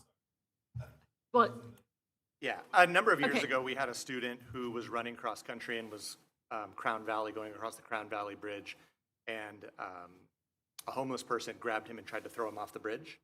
And so we obviously needed an emergency, and so his friend had called for help and then fought the person off, and so the police responded, and went to that location. So that was just, it was like 7 or 8 years ago. It was quite a while ago, yeah. yeah. Well, and there's times, so it made me think that maybe there should be some sort of policy within athletics. Because Teddy on the same cross-country team about that time period fell, rolled down, and then limped along to get to some place that, because he didn't have his phone on him. So in those kinds of instances, because I know our cross-country, I mean, at Capo, I know their path, they take off, they're down at the mission and all. It would actually be good for someone to have a phone on them in case there is an accident. But do we tell the coach that, or do we do anything about that? Because if we are having our students off property, it is a safety situation. Well, I can tell you right now, they're running with their phones. So they have their phones with them, and that's why I think we want to leave some of that flexibility for the high schools in the policy. If we Yeah, I just say mean, they we'll always to have a all way. kinds of exceptions, but that was one that we talked about, and it's like, yeah, but Yeah, maybe that same with should be kids a who do policy. work study, kids who are off campus for other reasons. I was in a Las Flores class today where a Tesoro student, teaching intern, was there working with the first grade students. So she's during a Tesoro class, but she's not at Tesoro. I would expect her to have her phone with her in case something happened on her transit to and from. So I think those are all the reasons why we have to think about high school slightly differently than K-8. Well, and I like the flexibility on it, right? So I think the policy, I like a language at the beginning, that the value of the board is that the focus is on education and learning and interaction and communication with one another, all of those important pieces that make up the beauty of what we do every day, right? And what you do every day. And I would like to see two policies, one for TK8 and one for high school, because they are different. And I know this will be tricky for middle school. I do think I would like to see personally a TK8 bell to bell, and not just cell phone, but devices. And then different policies versus just. No, we can do two sections. Yeah, we'll do two I think we do sections. two, yeah, okay. We would do two sections of this Okay, policy. that- Yeah, it's one policy, but it would be in two sections. So instead of writing it one section within a high school exemption, we'll write two separate sections. We'll write a T, which is fine. The language is here. We can do that. And I appreciate that as the high school team, that you guys are teaching and leading and doing that work to help change, right? So there was a shift a few years ago, and now we're bringing it back to, we are going to engage one-on-one and visit and interact and keep our phones away and be engaged in learning more significantly. So, and I have been in many classes where I see students on phones, for sure. In our high schools, in our middle schools, and not so much in elementary, but for sure in middle schools and high schools. And I would like to continue to have that be the focus, is that we are at school to learn, and I mean, since we have a bundle of our high school principals, I personally I value the bell-to-bell learning. Bell-to-bell learning, we go to school to learn, and that we have instruction from bell to bell. So I just put that out while I have a few of you. Trustee Jones? I do think that we think that a lot of parents may not be in favor of this, and I think the millennials, which is what most of our parents of elementary and even middle schoolers are, they didn't have cell phones when they were in high school, and I think they, maybe even more than those of us who are a little older than that are aware. They see the problems in it, and I think they don't want them often for their kids. That's what I hear from the millennials I know. I did want to just mention one thing. Somebody I know that was concerned about cell phones some months ago asked me about what we were doing, and I said, well, you know, they're piloting this at, or they were piloting it at Tesoro, and now at Tesoro, they're fully not using. So this person, well, that's what I thought anyway, so this person called and talked to probably the receptionist, and the receptionist said, oh, no, teachers sometimes let them use their phones. And I thought that was a problem, but I think that possibly and I talked to a mom, and she said, well, my kid who's in AP classes keeps their phone all day. And that bothers me a little bit, that like this elite group of AP students are allowed to be treated differently. Again, I'm okay with certain actual uses for phones, but I don't think that one group, because they're AP students, should be allowed to do that. And if you want, I will tell you the name of the parent, but not here. No, you know, I would love that name. Okay. I think the kids are out now, but. So let me address that if I can. Sure. I don't think that's the case this year. I don't know if this was something this year, last year, okay. So last year was year 2, and I think that in implementing the policy and getting teachers on board, some of our AP teachers, probably more than our other teachers, especially, and I'd argue probably more junior and senior teachers, felt we try and treat kids like adults more. They're juniors and seniors. These kids all have 4-point whatever GPAs. They handle their work. They're passing their classes. They're doing all these amazing things. As long as I tell them, they're going to respect that and do that. I think that we've really said, no, that's not appropriate, because now you're having unequal consequences here. And I saw a big shift this year where we said, no, all means all. And I can't say there's not one teacher that does it on occasion, but for the most part, I think the other thing, which is not great, but some of our AP teachers are so stringent on, I've got to get material covered. Class starts the minute the bell rings and they're teaching, and they forget to tell the kids to put their phones up. And then I come into class and I see a phone caddy halfway empty, and I look at the teacher, oh, you guys should know better, get your phones up there, you know? That's not an excuse, but is that a reality? I'd say with some of our AP teachers that they want every minute, right? It's a logistic things that sometimes they are not as careful with as they should be. But we're working on it. I think it's a lot better this year. All of our teachers to want every minute. I want all of our teachers to want No, I every get it, minute. no.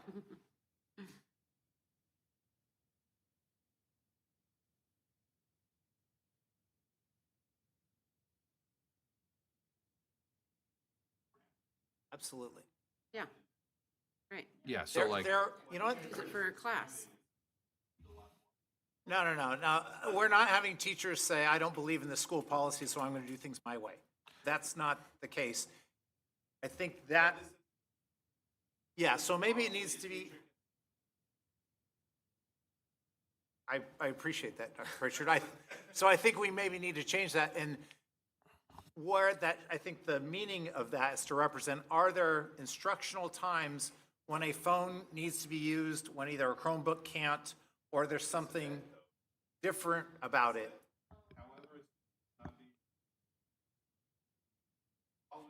right, we can add to it though. So we can make it clear that we tried to, if you look at the language, it says, subject to reason and limitation posed, but what that was really getting at is not, can the teacher opt out of our cell phone policy? What it was getting at is kind of like what Ad hoc. Trustee Jones was saying, right? It's like sometimes the students are going to do presentation and their lines are on their phone, right? That's their teleprompter, so to speak, right? Right, but the teacher's granting the permission. So what we could clarify in item 2 that it's not to exempt the student from the policy, it is for an educational need in the classroom at that moment.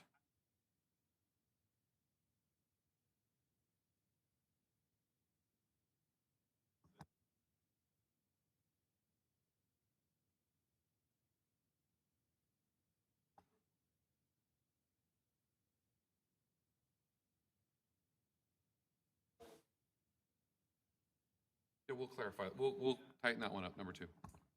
So we'll put it into 2 sections and we'll tighten that up. Then we have a few other pieces of information. I have a question just about our elementary schools and middle schools in the district, because with my experience with our schools, and I mentioned this at the board meeting, my kids had 0 phones in both levels. Some of my kids would kind of sneak me a text sometimes, and sometimes they'd get caught. And like if they weren't feeling well, I'm going to go to the nurse, will you pick me up? I'm like, do not get on your phone when I pick them up. I'm curious, though, about, is this consistent throughout the district? I think you were mentioning did you make a comment that maybe some middle schools are allowing kids, like it's not blanket already? Because a lot of this seems like it's already in play. I think it is. No, it's blanket. The policy is, the practice is in place everywhere. It's at differing levels of implementation, right? So if you remember, one of the things I talked about is the reason I didn't want to start with the policy and then do the practice is it's going to take time to get thousands of employees and tens of thousands of students all moving the same direction. It just does. It's the reality. Right. That's why we work for 3 years. No, it exists everywhere. Phones are supposed to be off and away everywhere. Now, what's the level of that implementation everywhere? Right. It differs, although I haven't been to a school yet this year where it's completely unenforced at all. Yeah. So this is everywhere. It seemed really strict. I mean, my children were terrified. Yeah, They- it's and what we've allowed is we've allowed the flexibility for the schools to. We've allowed the flexibility for the schools to figure out how to do it in a way that best suits them. So when you guys talk about TKA going bell to bell, almost all of our elementary and middle schools already are bell to bell. Yeah. Period. Anyways, no, so that's not really a big lift for us on this policy because that's what we're already doing. For high school, it's a little different, right? Because of the nature of the beast for high school. So I think that. Well, and I that's think fine. the shift will get better in time, like as these kids, because when they come in and all of a sudden they had access, like I have 2 older kids that once they got into high school, they just used their phones. They were using it for Quizlet and using it to jump on social media or whatever they wanted. So now having this, going from middle school where they couldn't use it at all, and then having a little more restriction, like where they're turning it in high school. Yes, I think it's been really great. I also, in an ideal world, actually, we wouldn't give kids phones ever. Obviously, my children have phones because it's one of the biggest struggles I have. And I know it's not realistic. And so we have a lot of rules at home, and I'm sure a lot of other families do as well. But I'm really appreciative for the work that's been done. And I do think it's going to get better in time as these kids get used to this. I did have a question about just the mobile devices being turned off during instructional hours. I actually texted my 10th grader asking her if she turned them off or if she silenced it. And I just wonder if we want to write policy that we aren't going to be going against. I think maybe we might want to mention that she said some of her teachers will tell them to silence it and some of them tell them to turn it off. So that just might be wording that we want to put in there, that turned off or silenced as instructed by the teacher, or however you want to word I it. think the language might be silenced and put away, something like that, non-available, right? Because some of our schools are putting them in caddies, some are leaving them in one classroom, so they're doing it different ways. So we can talk about that. Maybe the language, I mean, pedantic, but turned off or removed out of your possession. I mean, we don't have kids turn them off. We don't make sure every kid turns them off. We put them in caddies, make sure they're silenced, and and that works for us as opposed to every kid turning it off. And now I would rather than put them where they're not in their possession than trust that they turn them off and put them in their pocket. Like I can't control is yours really off or not. But if it's out of your possession, Right. it achieves the same goal, and it's easier logistically for us to do that. So I think there is a differentiation. Got you. Well, and if you silence them and you have good hearing, you hear it vibrate or feel it vibrate. You can turn it off. Yeah, but you said silence, and so when I silence my phone, I mean, if we get all this mastered, then maybe you all could work on families going to dinner at the restaurant and not all being on their phones, that maybe they come. And the communication with parents, of course, right? Will be an ongoing communication with parents as we're making a shift and transitioning this way, right?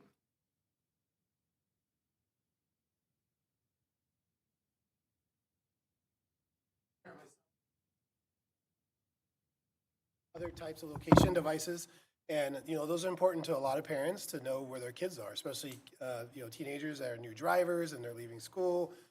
They could leave school, all those kind of things. So it's important for us as parents, like, at least I know where they're at. And in an event of emergency, I can track them and all that. We're in year one. Obviously, last year it was a soft rollout, but year one, and we went pretty hard right at the beginning, just to give you guys some feedback of like realistically what rolled out this year. At our new student orientation, I let everyone know we're bell to bell within each class period, instructional time, no cell phones. We got a standing ovation from literally the entire room, which was just parents. The kids were obviously not in there giving us standing ovations.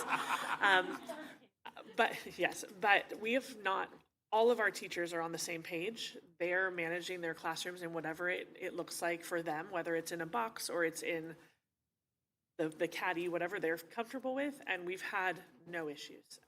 We've had kids that have used their cell phones, broke the rules, as you do, and the consequences are really clear. And in the conversations with parents, where in the past there's always been an excuse that's kind of aligned with that. Well, they were calling me, or I was calling them. It has not come up. So I feel really strongly that, and we've all done this. We've all kind of gone pretty hard out this year of what this is the expectation, and it's been met with pretty successful from parents, and students understand it. And I think the more we're sticking to those strong rules at the TK8, by the time they get to high school, they're used to that, and then they get a little bit of freedom where we're teaching them how to be adults at this point. So And I appreciate you sharing that, because I have heard, the only parents that I've heard from is that they are happy to see this direction. But I have heard that some parents are not happy with that, but I haven't encountered that. So I'm glad to hear that you are hearing mass majority are looking to support this policy. So absolutely. that's I did great. share with them at the time, like they'll be able, because we did have a couple questions. Well, what if well, of course, if you need to get a hold of them and it's the middle of class, you would do it the same way you always did. You call us. Or you could message them and they'll see it at break and lunch. But, I spoke to a student who I went to school with her mom, and at break at Dana, she was an avid reader, and that was her decompression. She was sitting with us, but never really engaged. She sat with us in our little theater group and read constantly. And her daughter is the spitting image, but she has her phone. And she's in theater and choir, she sits with all of them, but she's got her music on at all times, and she's reading it's the same. She needed that decompression, and her mom was concerned about that, for what it's worth. I'm like, she'll still have that, the ability to do that, but she's engaging with all of us. Those kids are the same kids that went to school with me. They're just using other things, and I think they need that at some level, of course, with responsibility. But we definitely pushed it out that they can still communicate with you and with each other and through clubs, but we've been met with pretty supportive families. Yeah. Any other direction, comments? Trustee Jones? I just want to say that I think the idea of terrorizing children with Halloween coming up is excellent. Thank you guys so much. Thank you for being here. Day for you. Thank you. Thank you. Thank you. Okay, moving on to 4A13, involuntary student transfers. Thank you. This is a new board policy. First read, Board Policy 5116.2, involuntary student transfers, and Darren is staying with us to answer any questions on this. Thank you. Comments?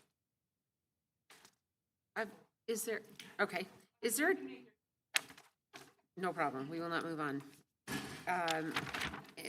This is a new policy, and I'm sure it's the same reasoning, et cetera.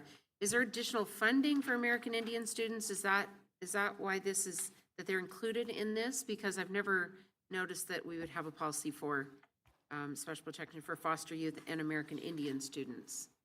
There's not additional funding for that, but it falls under a different set of things that we have to do working with. If a student is foster youth and American Indian, there's tribal representation that we have to include whenever there's discipline for that. Or if there's a foster youth student that is that way, then we also have to have tribal relations with that group to make sure tribal, I'm not saying it. Traditions. Yeah, those kind of things that the tribal nation signs off on, anything like that.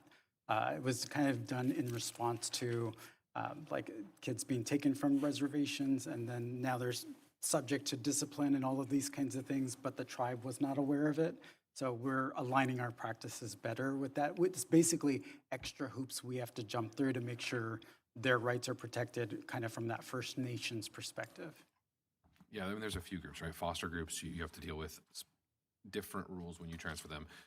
American Indian students, same with like students with IEPs, right? When you're doing discipline, you have to do a manifest determination for students with IEPs. You can't just follow the same pattern you follow with everybody else. So those are the sort of the three classes of student that, because of federal designations, they have different rules you have to follow. So we had to call that out in policy.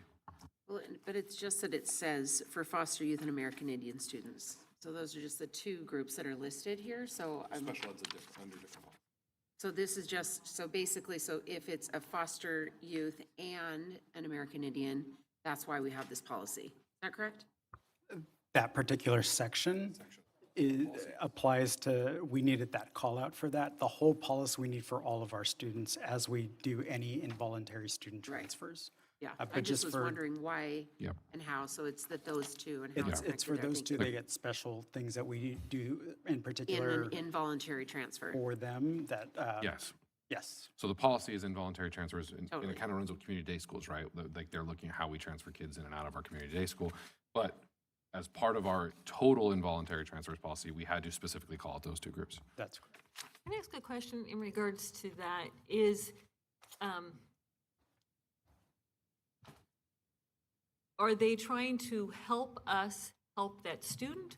Or is it more from making sure we're not inappropriately treating that student differently? I think it's both, actually, like making sure both parts are addressed appropriately. Okay, that they are trying to work with us so that these students get a better education. Correct. Yes.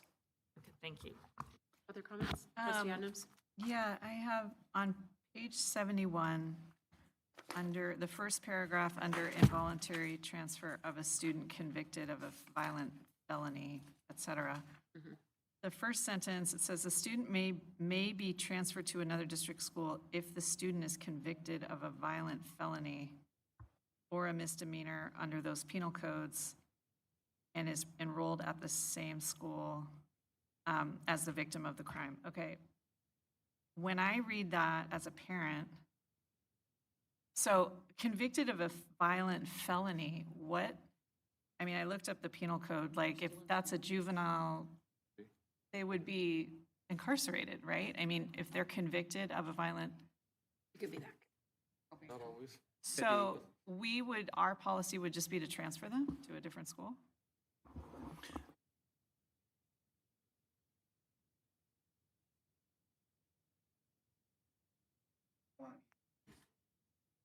Right.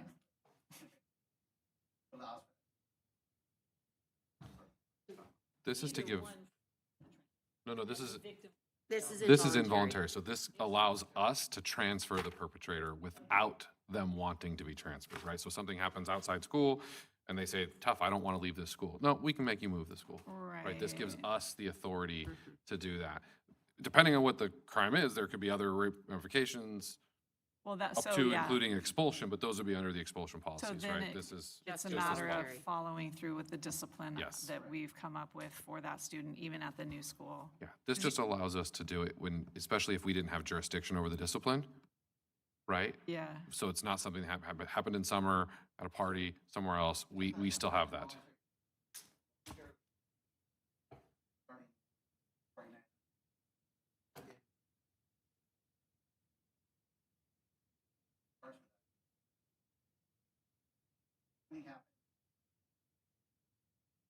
Right.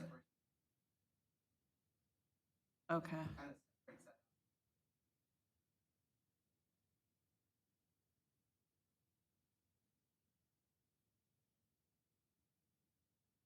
Yeah, yeah. Okay. Other direction comments? On page 72, sorry, trustee Jones.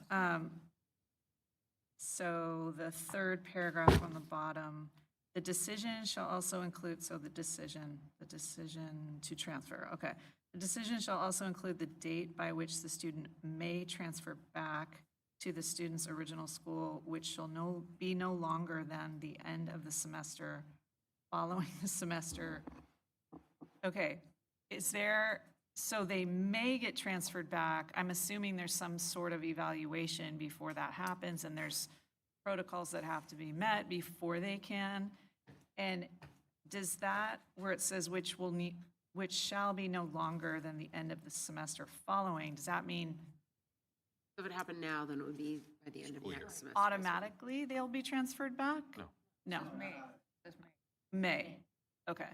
According to an evaluation or, Yeah, I mean, often this goes through the readmissions process, right? So we deal Yeah. with that in closed session, and we talk about where they're going, why they're going there. But sometimes, yeah, so it's a similar thing, right? But basically, like, this is the duration of the discipline, right? You're not saying that it's only gonna be 3 weeks. It's gonna be at least, basically, the remainder of this semester and all of the next semester. Okay. Whatever, so if it's right now, it'd be not until the next school year, right? If it happened in the spring, it wouldn't be till halfway through winter break of the following school year. It puts a minimum duration on it. got it. So do you think we should have language in there that says may transfer back pending evaluation or pending, just so it's, So I think that's AR language, right? That'd be the how. This is just the what. They may transfer back at this period of time. Okay. How we decide to do that, that's the sort of staff work around why we bring a kid back would and forth. more specify Yeah. when that would happen? Okay, sounds good. Trustee Jones? So on page 73, second to last paragraph, I understand this is all about involuntary student transfers, but it starts out whenever an employee learns, and I think that opens the door for, could this be any situation? So I think we need to call out that this, when they learn that this, when the parent of a student who is being involuntary transferred is unable to understand, et cetera. I like to be clear, so. I'm not sure what you're asking. Well, the whole policy is about involuntary transfers. But here at the very end, it's not talking about involuntary transfer. And I think it's implied, but I just think that you Trying could to add see that it. language in. Right, you could see it and think that it's for anybody. But I And guess. Except it's what within I'm- the yeah, policy. what I'm going to push back on, we can absolutely add the language, but my pushback is language in one policy doesn't apply to other policies, right? Like, you can't carry it out. So this is language inside the involuntary student transfers policy. So it only applies in this case, right? And it's actually under the notices, informations, and reports section of the involuntary student transfers policy. So I mean, we could, it just starts to get, I think, really Okay. wordy when All right. when you say it all the time. All right. But we would help them understand if they pulled this language and tried to use it somewhere else. Like, where'd you get that language from? That's only from this particular policy. Okay, And actually, that language is probably repeated in a couple places, the notifications, because I know the 15% language is elsewhere. It actually Okay. shows up in every policy that it applies for. and stop arguing with me now. Any other But I direction? enjoy it. Okay, moving on to 4A14, suspension and expulsion due process. Comments? Okay, thank you. Yes, and this is a revision of a policy that was last revised in 2020, and again, Darren joins us for additional questions.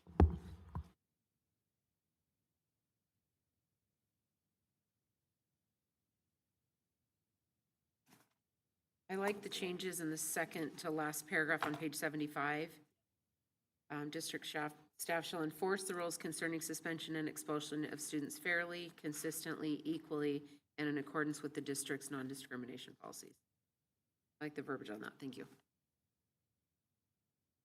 And same with the paragraph 2 above. No students may be suspended for disruption or willful defiance except by a teacher pursuant to.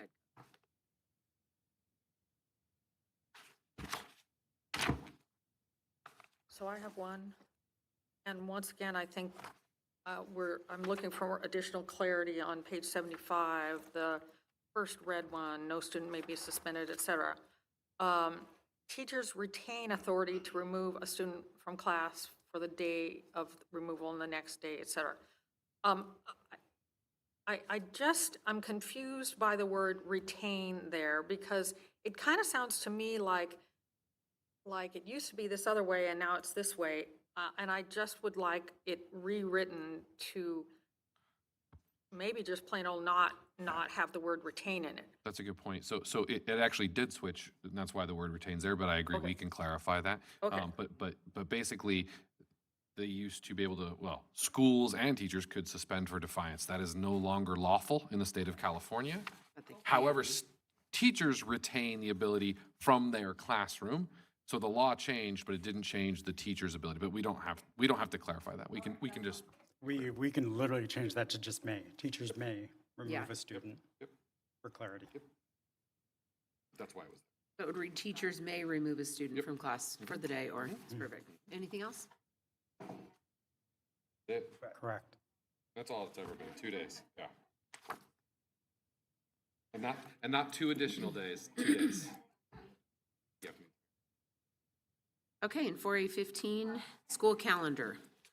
Okay, thank you. And Dr. Irvis is going to come and join us here.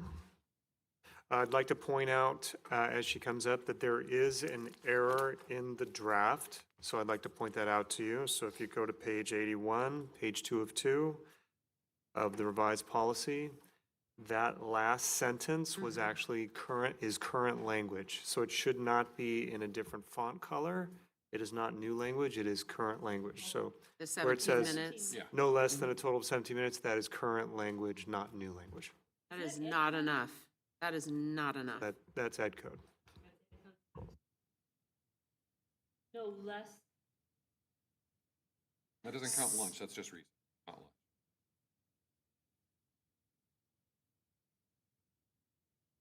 I'm with you.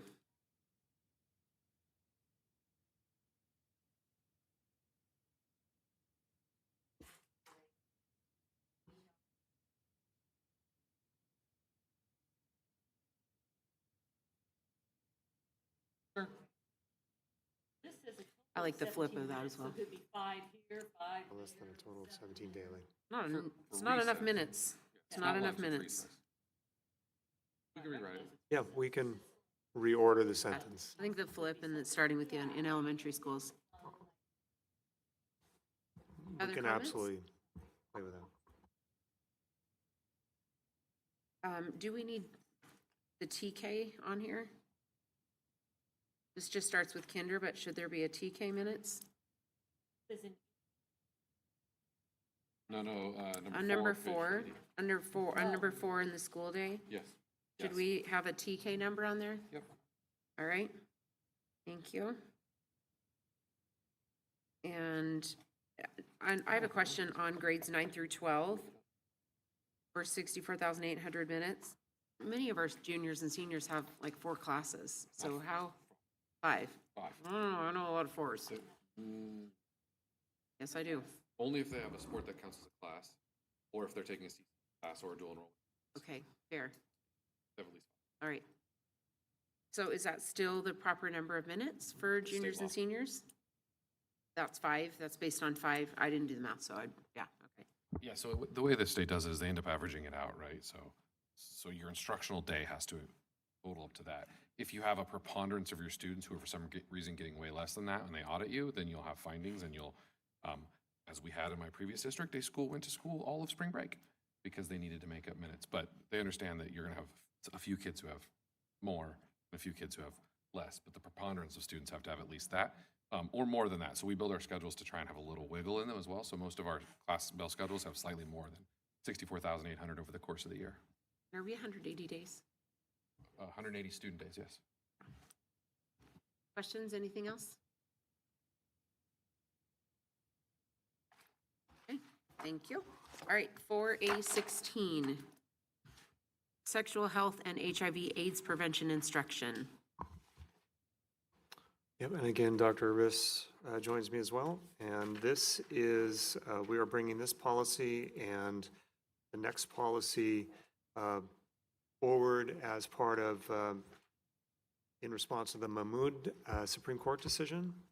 So this was a recommendation that these policies be reviewed. And at the same time, as you can see, this one was adopted in 1999. So we have a lot of antiquated, outdated language here that we wanted to update. Any comments?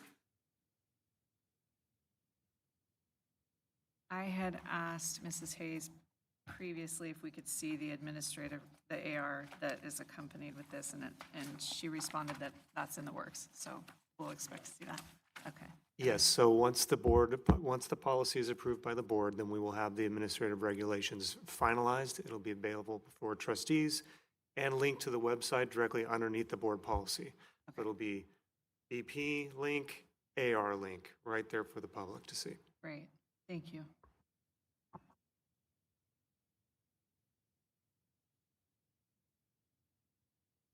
Okay, so I have a bunch of questions. So number one,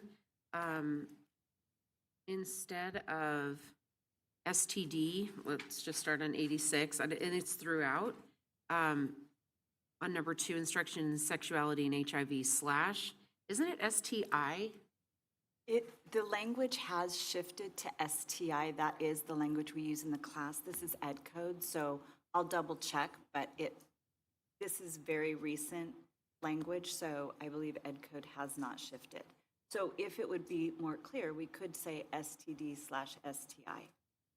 I mean, just since we're shifting that way, Yeah. maybe if we could Yeah. add that's, and I would say that throughout, it came up a couple of times. And let's see. The paragraph on page 85, second paragraph. Is this ed code that this has to say this? The district shall respect the rights of parents, guardians. I would like it to just be a period there. The district shall respect the rights of parents and guardians to parents or guardians, period. I don't think we need to have to supervise their students' education on these subjects and to impact values to their children regarding human sexuality. I don't believe there's a requirement to have that part of the sentence. Yeah, well, I'd say get rid of the whole paragraph, unless maybe we want just the first part of that sentence where we Again, end I with the think part of that paragraph. is in response to Mahmood Taylor, with this idea that part of the reason we're making these changes is so that parents have that opt-out in these particular situations.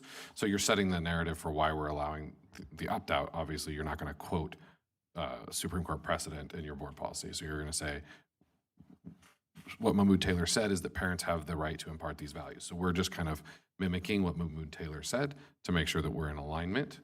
So that's why it's there. We can remove it, but that is why it exists, is because that's sort of the ruling for Mahmood Taylor. Well, I'd like it to say the district shall respect the rights of parents or guardians with a period after that and get rid of the rest of that sentence. And then in the next paragraph, it starts with the district shall strive to provide students with the knowledge and skills necessary to protect them from risks presented by sexually transmitted infections, comma.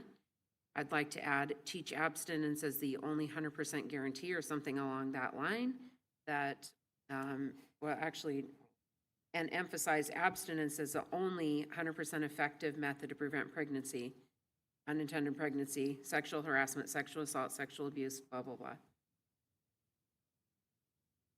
That is, there is abstinence language in ed code, so we can borrow straight from that language and add it in. Okay, great, thank you. And then, That it must be presented as it's something like the only 100%. 100%.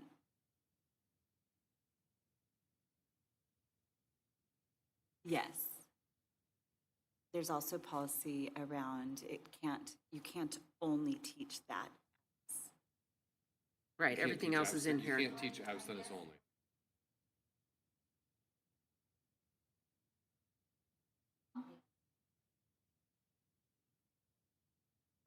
Right, and that's the other piece that's in there, right? The skills necessary to protect themselves from risks. So those skills are the non-abstinence-based skills, right? So contraception and prophylactics.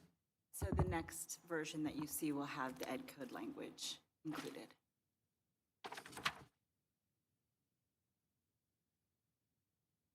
Yes. Second reading, sorry. Other direction? I like this.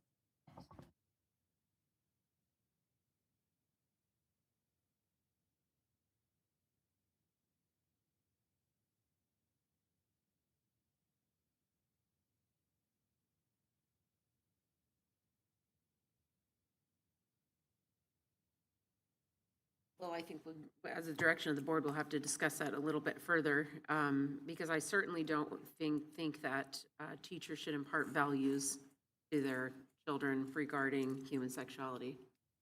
But That's not what it's saying. there's nothing in there. It's that parents do. This is Well, I just think we just keep it there. The district shall respect the rights of parents and guardians. Period. Could It's I all make a within the rest suggestion of it. that maybe deals with both of these? I agree that districts shall respect the rights of parents and guardians, but this policy is about sexual health, et cetera, et cetera. So I think maybe what we say here is shall respect the rights of parents, guardians, comma, including the right to supervise their students' education, da, da, da, da. So that we're being specific about that right here, because that's what the policy is about. So just insert between parents, guardians, and the word to supervise, the words to supervise, insert including the right to supervise. I mean, I don't think we need the paragraph at all. I think we're covering everything in sexual health and HIV, AIDS, STI prevention, instruction, all throughout. Yeah, but is this the statement for the parents who are opting out of it? So that responsibility is assumed by the parents in that paragraph. It's just an acknowledgement of, yeah, there's been a shift. It says a parent now can decide to remove a child from mandatory education that we used to, not very long ago, said you couldn't do that. Right. So this is that acknowledgement, at least. Right, it's specific to the language This is letting around them what know. we're talking about. Yeah, Paragraphs under, that means separately sent. You like it? yeah. I don't think we should Gila's remove it. Add? I think Gila's add is fine, it just adds specificity to it. Yeah. Fine. Yeah, comma including. I wrote down. I think it's, because it is, like Trustee Jones said, because it's a policy on sexual health, it's okay to specify that in this matter, we are respecting the rights of parents and guardians to supervise their child education and to impart to their children their values. So I think we should keep it, actually. Yeah, because it does say to their children. Yeah, right? so it's about the not parents. addressing teachers, it's addressing, we will respect the rights of parents to be the ones to impart their values. Yeah. I don't know, maybe I want to reword it a couple of different ways, and then we can decide as a board when we have it come back to us. Yeah, I'm just sort of trying to tell both that, yes, we're emphasizing that we respect the rights of parents and guardians, but we are, in this case, we're specifically calling out this right. So I like having that there, but I also think that we're calling out it very specifically in this case, because it is one thing that I don't think most parents are, like, oh, I'm going to teach my kid the kind of English I want them to learn. That's not the sort of thing that parents, or the sort of math, or the sort of whatever. But when it comes to this, which is much more something that many families care about, I think it is good to call it out. Yeah, yeah, let's work on it. Other comments, suggestions? So this is going to go back on consent?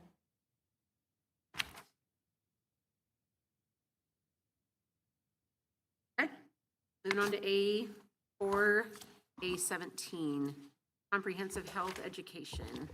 Okay, and this policy, the last time came to the board, it was adopted in 1999. So I bring this forward again with the previous policy in response to the Mahmood decision to update language. Comments, suggestions?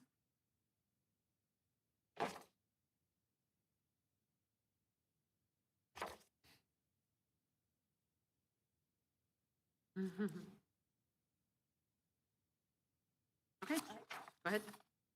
Sorry, my comments were written so many days ago that it's like, okay, what did I mean by that? And it's given everyone time to reread. So on page 90, the second paragraph, I was trying to understand on line 4, it leads in, supports the physical, mental, and social well-being of students, semicolon, reflects the importance of digital and media literacy, reflects the importance.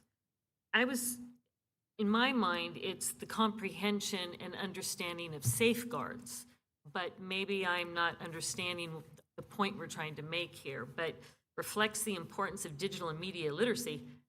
I don't really want them to understand what they're selling as much as being able to, you know, think about it and know when you're being sold to and to, you know, learn more before you're making this decision. Does that language speak to you that way? Just reflects the importance of digital and media literacy. I mean, literacy, I get. Is your request to add something that is a little bit more clear that's about safety? Comprehension and understanding safeguards, yeah, safety. We can do that. We can add For that. digital and media Yeah, we can do literacy. that. Yeah, the idea is that this health education program doesn't stand alone on one specific thing, but I think that's good clarity. I do too. Any other comments? Okay, moving on to 4A18. Oh, Go no, ahead. can I Go ask a back. question? Sure. So what is the reasoning of not calling out AIDS and HIV? Oh, That here. all of the line outs that, you know, talk about it, is it because it's elsewhere or we're just not speaking to that specifically? So I wasn't in my role in 1999, but I think that at that time it was this was developed as an AIDS policy at the height of the AIDS crisis. And while that is absolutely still part of what we instruct on, and the previous policy has that in its title, this really, across the This is state, more comprehensive. 6142, Okay. point 8 addresses health. Okay, thank you. Okay, anything else? Now to 4A18, high school graduation requirements. Okay, thank you. And then Dr. Uris is here to help with questions again on this one. And language from the calendar policy was moved into this policy. So you'll see that was one of the changes. She can speak to specifically if you need to identify where that was. And then also the inclusion of the middle college program language is in here as well as general cleanup.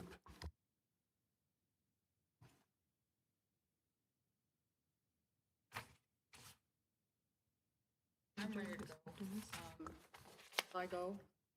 Yes, please. Okay. So there's a reference to ethnic studies starting in 29, for students graduating in 2030. So, Wait, what page are you on, Gila? oh, sorry. I've moved it to another page, so I'm not sure. Oh, okay, 95, towards the bottom. Number 9. Number 9. Yeah. So are we, those are students who are in 8th grade now. So are we going to have ethnic studies next year for freshmen? No, so that language was added, so the black part was added previously, I believe, is that right? Because that was the rule, but until it becomes funded, our current plans, we don't have the ability to add a section right now without the funding to add the additional section. So that is no longer a state, but the change in this policy was which would fill 1 semester of the 13 semester elective credits. That was the change. So we need to take this sentence out? We can. Yeah, for sure. Because we're not going to have it next year, we shouldn't be saying this. Okay, so that comes out. That was one thing I wanted to know. Okay. Unless they suddenly fund it at the legislative level in January or February, and then we will. But I don't know that that's going to happen. We'll see. We'll see when the budget first gets its first push through. In the meantime, we can take it out, and if we need to add We it can put it back then if we have to. can. So I think other than that, I just had some concerns about some things being very confusingly worded, and I can just pass those along to staff. Yes. Thank I don't you. need to grill everyone else with that tonight. Nope, we can correct that. It's not even wordsmithing. Other comments, suggestions? Okay, on page 97, on concurrent enrollment in CalPrep. I feel like I hear from parents that it's on page 97. Are we moving on to Around? story? 96. still there, okay. All right. I was just making sure anyone else had jumped in. Are we looking at offering more options? It's always full on the California Preparatory Academy. There, Yeah, we're not full as far as I know. but there's typically a point in the semester where it would be very difficult to transfer into an online course because the curriculum is specific to that course. And they couldn't get So the that credits. is messaging that sometimes does go out, that we'll need to wait till next semester because we're too far into the semester. Got it. Got it. Yeah, that makes sense. And I think probably it's for some of our students that maybe are needing health for health reasons. And then I know we have, We make exceptions, so we actually just addressed this at one of our meetings, and I know that Principal Hatcher is behind us. So we will make exceptions when there is a specific reason why a student needs an alternative program that is outside just they want to take the class. right. Okay, thank you. And then on the PE credit, is there room to change this, or is this only for independent, I'm sorry, on page 98, under physical education credit? Grant physical education credit for independent study programs, specifically only individual sports with national competitive ranking or competitive team sports that meet the criteria. Is there any room for that? Or is that just, that's it? I mean, that's it. We added a sport 2 years ago. Was Yeah. it now 2 years ago now? We added ice hockey? Yes, we did. Yeah, that was 2 years ago, we added ice hockey. So we have added sports, but there's not a lot of situations that qualify where the kids are gonna get all the standards they have to get through PE. So we don't wanna just have it open. Right. I There's just a lot wasn't of sure if that. there's room for. So we've that was done ed it. code or- Yeah, we've done it as needed, in certain situations, right? So it's really designed for those kids who are, I'm a top 3 diver, and that requires me to travel differently, or a top 10 gymnast, right? Swimmer or- Yeah, swimmers not as much, but yeah, we see that a little bit. Or I play a super competitive sport that's just not offered, ice hockey being the one Ice we just hockey, added, right, right? But we're not necessarily opening the doors to that. Right. Well, I just wasn't sure if Yeah. that was just, if that was specific, So- or if there was. Yeah, we have an it's just- independent PE Do it. practice that we would go through for that when they apply for independent PE. Mhm.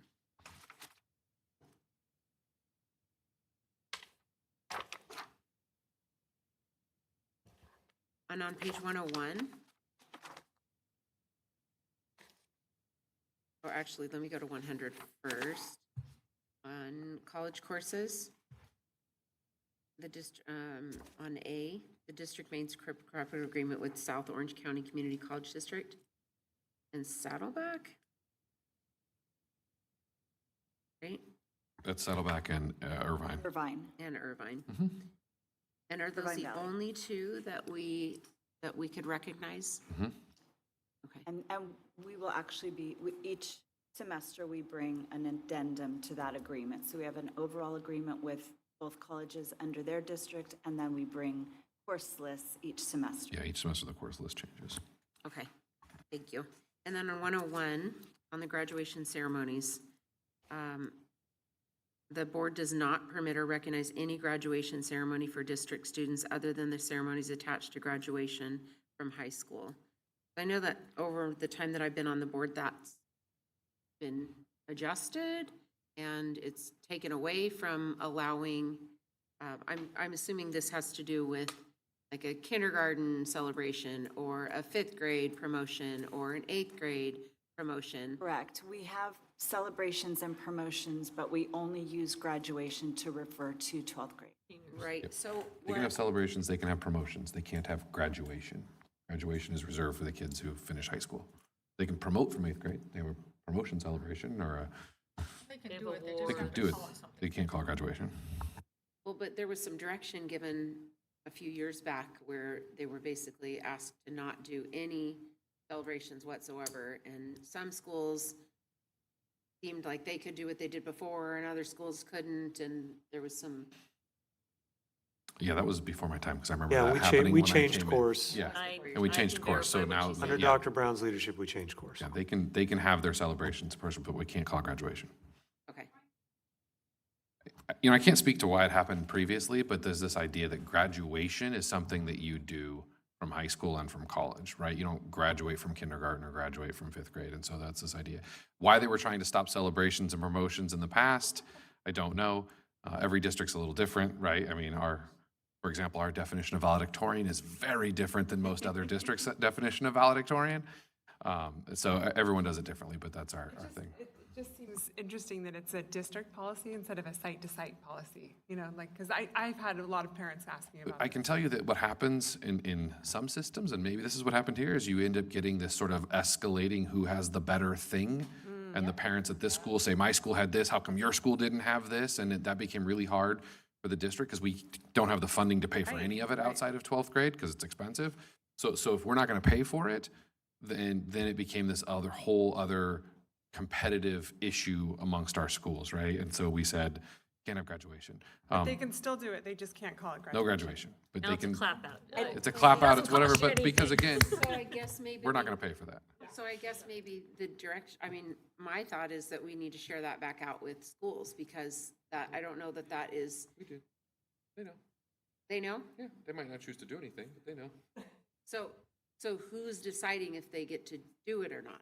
I guess is the The site the principals. and their Well, with- PTAs and their families Well, and their so teachers. I'm saying families, PTA has shared with me over the years that they are not allowed to. I have shared that that is not accurate. They have to talk to It their was. principal. It was accurate. It's not now. So, and they all know Yes. that they can have a celebration. Okay, great. This is great news. Thank you. Yeah, may not have any funding or money. Great. That doesn't have to be a big, expensive anything. It's just a little celebration. Okay, other comments, direction? Yeah, on page 99, the very last sentence, parent guardian applies in writing for the credit prior to enrolling. Are we okay with that just being prior to, or do we want to set some number of days or weeks or decades? We have a hard time with that, seeing as some of the class lists from some of the schools don't come out even early enough for us to include them in our CCAP agreements. So they might not know if we set some arbitrary deadline and wherever they're taking that course doesn't meet that deadline. So I want to be, I don't want to No, limit but this students. is the parent applying for credit. So so I'm going to have my kid take Spanish at Saddleback instead of at Capital Valley High. What I think that what this is saying is the parent needs to apply for this to count prior to enrolling. And it seems to me that we maybe want a little bit of like some number of days or something, I don't know. It's green, so that's new, right? Yeah. So community colleges statewide changed their system for high school students to enroll in community college. And so we are aligning ourselves with that. And the community, they now complete a form with the community college prior to coming to us. And then we also have a practice where they let us know what class they want to take and we share. Because we want to guide students. We don't want them taking something that we're not going to be able to use, for example, for them. Right. Understand. But they start now with the community college and then us in that case. If they're going to a different institution, I don't think you understand my question. I'm asking, do we want to say that we want the parent to apply with us like 10 days in advance, 5 days in advance, 30 days, or just in advance? In advance is leaving it open for us to match the community college's changing calendars. And that's fine. If you don't care about the days, that's fine. I just thought, well, prior doesn't give us any leeway. And we If don't you're really fine want with to it, be I'm good. collecting the paperwork if that class ends up not being offered that semester and they can't take. I don't want to have a whole bunch of that. I want to have them gone through the community college and then come through us, and we know that class is offered. We know That's they're going to be fine. accepted. We're sort of the last step. That's fine. So that's why. Again, you can stop arguing. Or A19, continuation education. Thank you. This policy is another one that is being updated based on our upcoming federal program monitoring.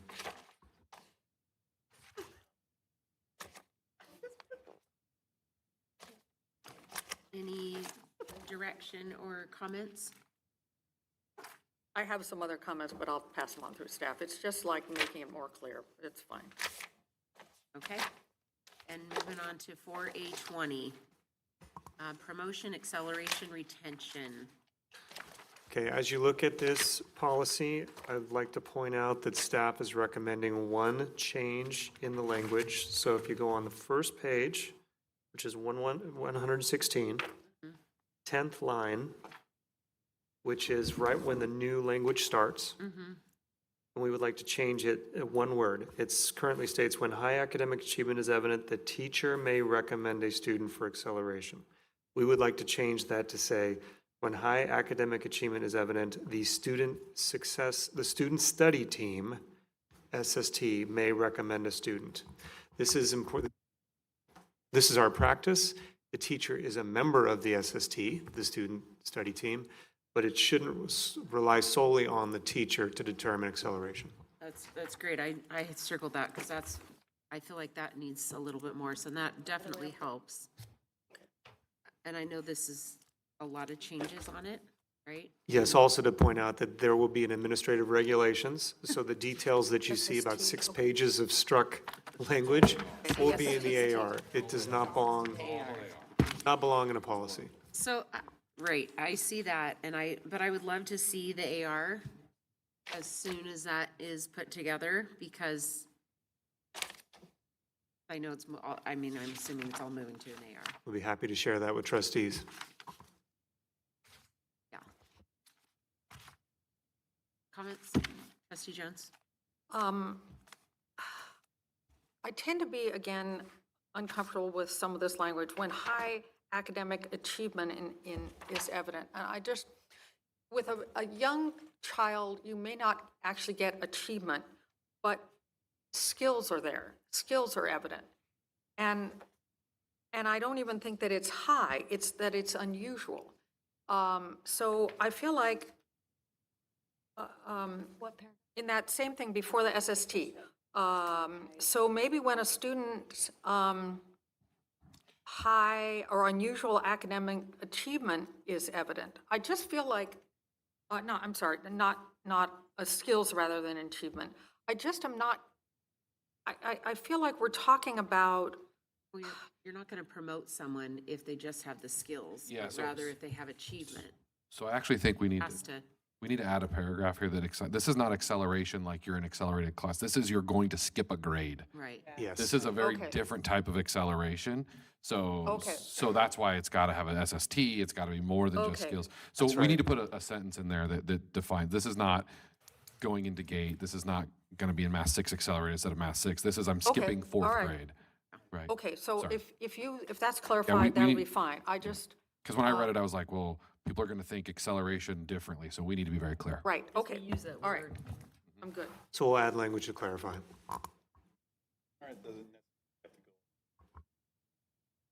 No, I mean, a parent is part of a student's study team, right? So that's why we want to have the team. So it's not just a teacher says, you're skipping third. There's some kind of grand wizard behind Yeah, all no, of it that no, just this makes, is- now you move into 8th grade from kindergarten. No, that's Right, why we it's a wanted that team language. Chad. decision. It's Now a my kid's team failing. that collaborates together, parent, principal, counselor, teacher, to make sure that we don't just, yeah. Do not look behind the curtain. Oh, really? Back to the duty housers. All right. Okay. Any other comments or suggestions? Nope. Moving on to 4A21, recognition of religious beliefs and customs. Okay, thank you. Yes, this is 1999 was the last revision, and this is also part of the recommended policies to review and revise per the Mahmood decision. Comments, suggestions? Trustee Adams? This is recognition of religious beliefs and customs, correct? Yes. Okay. On page 123, let's see, second paragraph down, it says students may express their beliefs about religion in their homework, artwork, and other classwork if the expression is germane to the assignment. Such work shall be judged by ordinary academic standards, relevance, and other legitimate pedagogical objectives.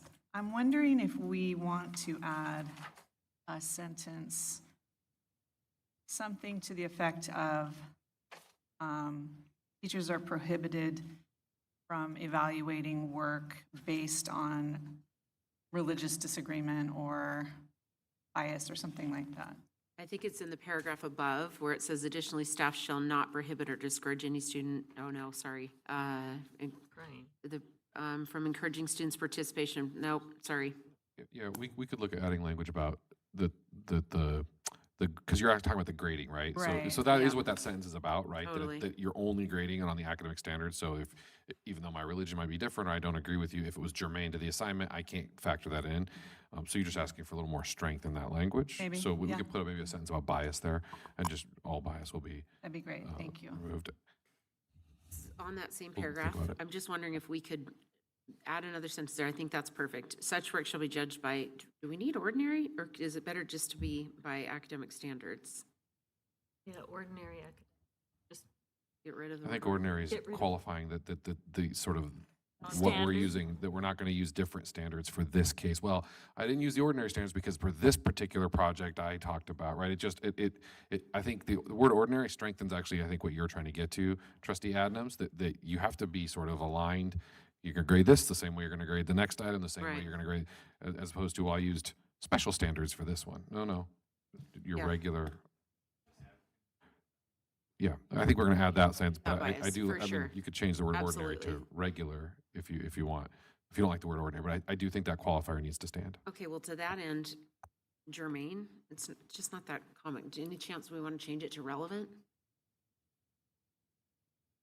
Work if the expression is relevant to the assignment? But I like to win Scrabble every once in a while. I mean, that is a good one. That is a good one. And everyone would be looking it up for sure.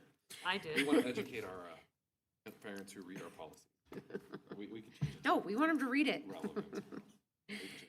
Okay, thank you. And then on page 122, second to last paragraph, I'm wondering if, in order to respect each other or each student's individual right to freedom of religious practice, the next two words, religious indoctrination, if we could change that to instilling religion is forbidden in public schools, rather than the second to last paragraph on page 122. When required by law?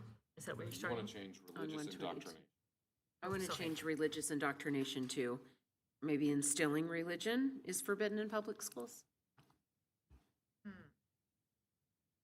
Kind of that, to the word Indoctrination is what indoctrination. we did.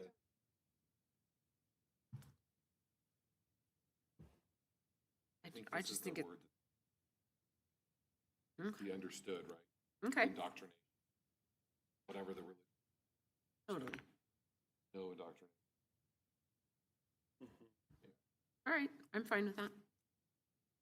Those are my comments. Others, anything else?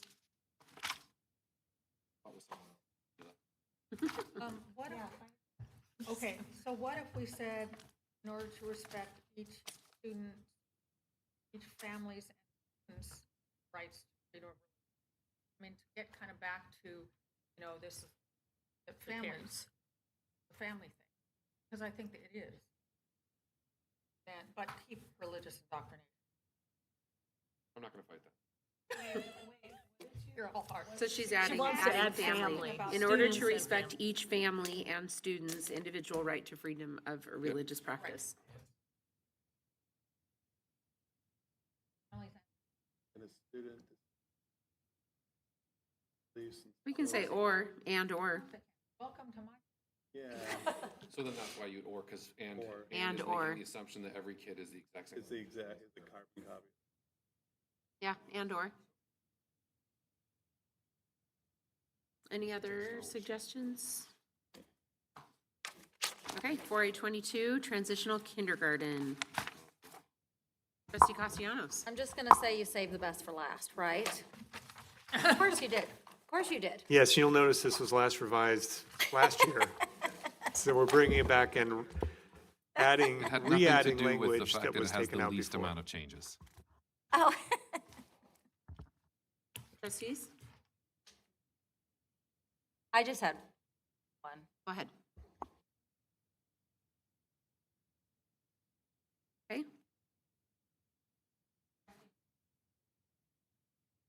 Mm-hmm.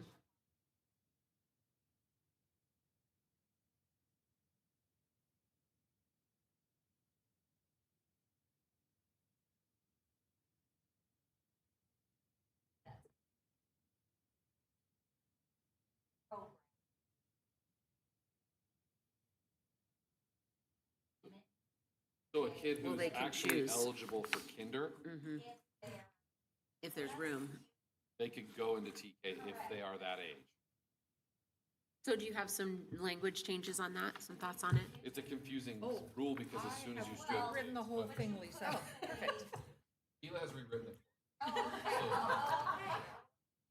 Well, to be honest with you, I had to talk to ChatGPT about it because it was so confusing. What did Uncle Chat say? It is written horribly. Sorry to whoever who wrote it. And the other problem, Yeah.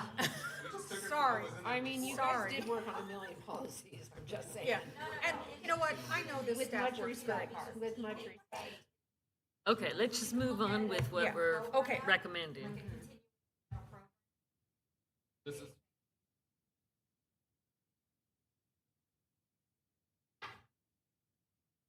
Because this is, because this is on the other end. This is on the other end. These are kids who are eligible for K. Right, but the fourth is the other group. But we have a new writing Because here. I dealt with this over the summer. And the other problem is, it's not dealing with the fact that you could say, okay, you're eligible for kinder, and we don't have room for you at school A, but if you really just want to do kinder this year, you could go over to school B, because they've got room for you. But here, we're only going to take the 4-year-olds into TK. Yeah. But yes, no, a kid who's eligible for K, but wants to be in TK. Yes, they can be moved. Right, so my wording deals with all that. So I say, because TK class sizes are strictly limited, it may not be possible to accommodate all eligible children at their family school of residence or first choice school. In those instances, enrollment priority will be provided to TK eligible children according to the date on which each child's intent to register form was received. So that, the TKers come in order of when we got their intent to register. Those who cannot be accommodated at their school of residence or first choice school offered placement at another district campus. Okay, then, upon request from a child's parent guardian, the district may allow a child whose 5th birthday is on or before September 1st and is therefore eligible for kindergarten to enroll in the district's TK program. Requests are to be made by submitting an intent to register form.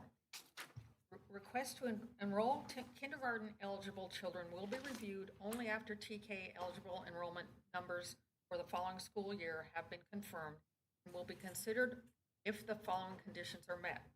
And then we go into those conditions, why to change them around a little bit, sufficient openings, and then using assessment data, superintendent designees, children's best interest. Third, child's 5th birthday is on or after June 1st. Among those children, priority will be given to children whose birthdays are closest to September 1st. And then, because the notification was just running around in there, families will be notified if an opening becomes available and placement is possible. The parent guardian of a kindergarten eligible child who is enrolled in TK must agree to sign a kindergarten continuance form on entry, Yeah, I got it. And work on writing for clarity. Okay, okay, all right. But the rules won't change. The rules won't change, yes. They'll But- just be but more there's clear. all- I'm tempted to be like, see, There's all those different there's situations. just so many to be different scenarios. Yes, way too many scenarios, yes. You've got flexibility. These kids go to K. Right, State allowed for. These kids go either. right, As if we have. Clarify how you're gonna do that. right. And we had that this year, a parent who called me because this was a child whose siblings were in a particular two-way immersion program already. And they had a kindergarten eligible child. They wanted to be at that school for TK. And they said, okay, fine, they can go over there for TK. They didn't want to do that. They wanted to be there. So anyways, yeah. Okay, any other comments?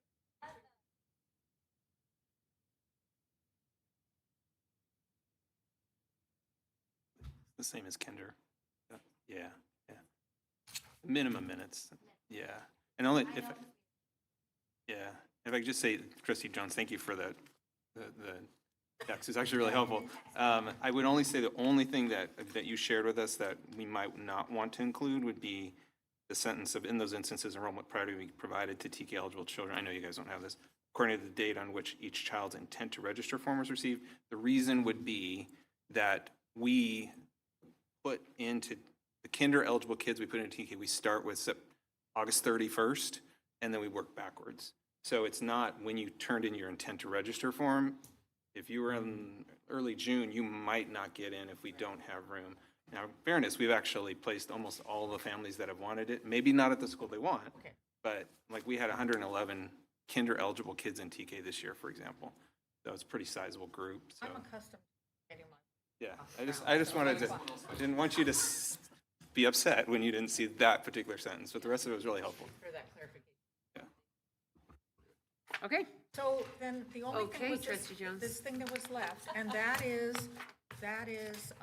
the IB and language immersion admissions. And the issue is that. are you on Where's TK? this? She's Oh, on okay, I thought you were 51115. done with that. No, She's on okay, an sorry. agenda item that, remember we talked about, you wanted to give staff direction on a different policy that's Yes. linked to this policy. Yes. Oh, Instead of changing the If agenda. we're done with that, if we're not, oh, we're done with that. I mean, I believe we're done with that. Any additional comments or correction? Okay? And, all right, Trustee Jones. okay, so in that policy, 5111.5, San Juan the Spanish immersion, if you go to San Juan Elementary, you're automatically a student at Marco, and then the policy now says you're automatically a student at San Juan Hills High School. I want, and apparently Dr. Brown agreed with me on this one. Once in a while I get one. That it would be a dual option of San Juan Hills and Capital Valley High. And I have reasons for that, but if you're happy to just let me do my thing, then I won't. Yeah, and Capital Valley does have a Spanish dual immersion program, so Yes. kids could already choice there, so including it in the policy is fine. Yeah, that's already happening. Yeah. Okay, Both so, Mandarin and yeah, Spanish. right, so I just want that added on that one. Okay, fine. Yeah, that's just the addition of a program name. It doesn't change the policy, so that's not a substantive change to policy, so it actually doesn't need to come back. Staff will just make the change and you'll see it. It'll be live. Right, okay, thank you. Anything else, anyone? Okay. Trustees, there being no further business before the board, may I have a motion to adjourn? So moved. Moved by Trustee Zollinger, seconded by Trustee Jones. All those in favor say aye. Aye. Any opposed? Okay, motion carries 7-0. Thank you for your time It is tonight, now trustees. 7:55.